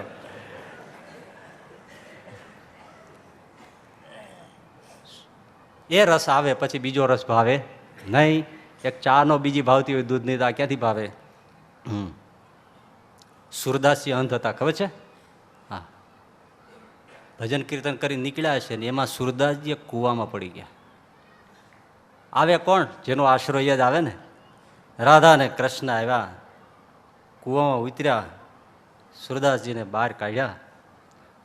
આંધળા હોય ને તમને ખબર છે ને, આંખની વહી જાય ને શક્તિ, પછી એને હાથની સ્પર્શની અવાજની એ બહુ તાકાતવાળ થઈ જાય. તમે અવાજ ઉપરથી કહી દે કે ભાઈ કાંતિભાઈ આવ્યા, હે પગનો હોહળ થાય ને ત્યાં ખબર પડી જાય મનોજભાઈ આવ્યા. હે એવી તાકાત હોય. સુરદાસજી અંધ હતા ને આ તો ભક્ત હતા. ત્યારે એક બાજુ રાધિકાજી ને એક બાજુ કૃષ્ણજી એને સુરદાસજીને પકડીને કૂવામાંથી બહાર કાઢતા હતા. ને સુરદાસજી ભક્ત ને પાછા અંધ, એની શક્તિઓ તો હોય તો એ તો બાવડામાં ઝૂલતા હોય. શું ખેપાની કરી તે ધીમે ધીમે રાધાજીનું ઝાંઝર છોડી લીધું માણસ. રાધિકાજીને ખબર ન પડવા દીધી, ઝાંઝર હેરવી લીધું સુરદાસજીએ. બોલો, બહાર નીકળ્યા એટલે રાધિકાને પછી ખબર ગયું કે આ તો આને બઠાવી લીધું. જગત જનની હોય તો શું, ભગત બહુ પાકા હો, ભગવાનને ઘુમરિયા નાખી દે. તે ઝાંઝર લઈને હતા જ સુરદાસજી આમ. એટલે લક્ષ્મીજી કીધું, રાધિકાજી કીધું કે મહારાજ અમારું ઝાંઝર છોડી ગયો. એટલે કૃષ્ણએ કીધું, એને ઓળખાણ તો આપી જ નથી, અમે કોણ છે એ દયાળુ છે એમ કરીને કાઢ્યા. એને કીધું નથી અમે કૃષ્ણ રાધિકાજી છીએ, પણ આ તો ઓળખી જ જાય ને કોણ છે એ, એના માલિકને ન ઓળખે. ઝાંઝર છોડી લીધું.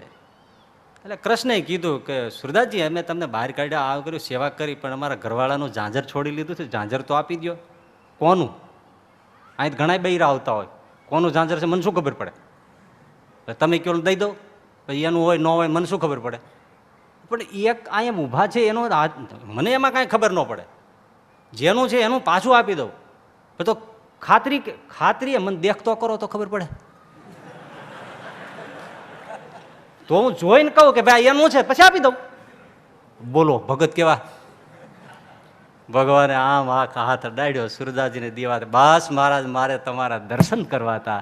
વાહ પ્રભુ વાહ, વારા વાલા વાહ. લ્યો માં, મારે હાથે ઝાંઝર કાઢ્યું, મારે હાથે પહેરાવી દઉં.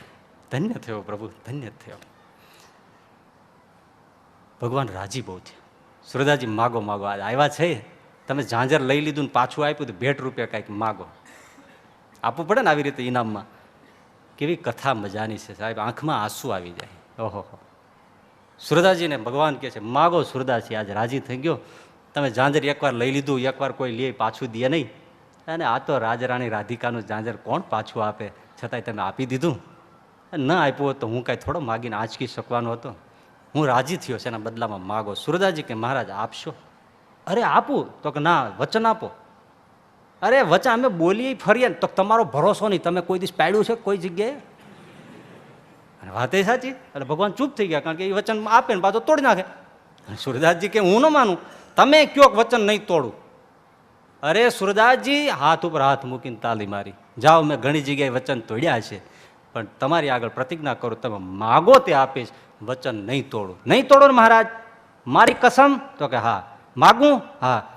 મને ફરીથી મહારાજ આંધળો કરી દો. ભગવાન કૃષ્ણ કે શા માટે સુરદાસ? એકવાર તને દેખતા થયા પછી તું આંખળે આંધળો શું કામ માગે? તો મહારાજ આ સ્વરૂપની ઝાંખી કર્યા પછી મારે કાંઈ જોવું નથી, મને આંધળો કરી દો બસ, મારે એ જ જોવો છે. ને ભગવાને ફરીથી સુરદાસને અંધ કરી દીધા. વાલાએ રસના ચાખણ હાર છાસ તે પીએ. ઇન્દ્રિયો સિંહાનંદ સ્વામીને મહારાજ કે સ્વામી ભણો. એ ભણતા હોય, શિયાળાનો સમય હોય, દીવાબત્તી નહોતા, સગડીમાં કોલસા નાખીને ટાઈડ ઉડે ને આમ ભાગવતના પાના લઈને વાંચે. કઈ ટીકા કેમ લખી છે એ સવારે કથા કરવાની હોય મહારાજ પાસે. ભાગવત આજ્ઞાથી ભણતા હોય, પણ મૂર્તિની સુરતા રહેતા રહેતા પાના ભાગવતના સગડીમાં પડી જાય, બળીને ભસ્મ થઈ જાય. મહારાજ સવારે વઢે કે આ સ્વામી તમે આવી રીતે પ્રતો બગાડો છો, કેમ લખાય છે? પણ મહારાજ રડતા રડતા કે ગુરુ સાહેબ મેં ક્યાં કરું, આપકી મૂર્ત કો દેખતા હું તો સબ ભૂલ જાતા. પછી મહારાજ કે જાઓ નિરુસિંહાન સ્વામી, ભણવા જેવું બધું તમે ભણી ગયા છો. પછી એને બીજે સુરતા નથી રહેતી ભાઈ. આ બોટાદના શિવલાલ ઘરે જમવા બેઠા, સાળી એમના પીરસે, 3 મહિનાથી પીરસે છે, અને આ ભગવાનને સંભાળીને જમે છે. ક્યાં બોટાદ આઘું છે ને ક્યાં સંપ્રદાયના પ્રસંગો આઘા છે ભાઈ. એમાં અચાનક છીંક આવી અને આમ જોવા ગયું ત્યારે ખબર પડી, લે તમે ક્યારે આવ્યા? શરમાઈને બાઈ ઘરમાં વહી ગઈ. એની બેન, આમના પત્ની, એને કીધું કે આવું કેમ બોલે છે? તો કે ભગતનો ધોખો કરતા નહીં, એને ક્યાંય સુરતા નથી. એ તેનો પ્રભુ ને એ ભલો ભાઈ, તમે આવ્યા છો, ક્યારે આવ્યા છો? અરે પણ હું 2-3 મહિનાથી પીરસું ના ઘરમાં છું. તો કે ના, એને કાંઈ ખબર ન હોય. આપણા ઘરમાં ઉંદરડી નીકળી હોય ને તો એનો હિસાબ હોય, અને ડોહાનું કોઈ ઘરમાં પૂછતું ન હોય તો ટગર ટગર જોયા રહે. એ કોણ આવ્યું?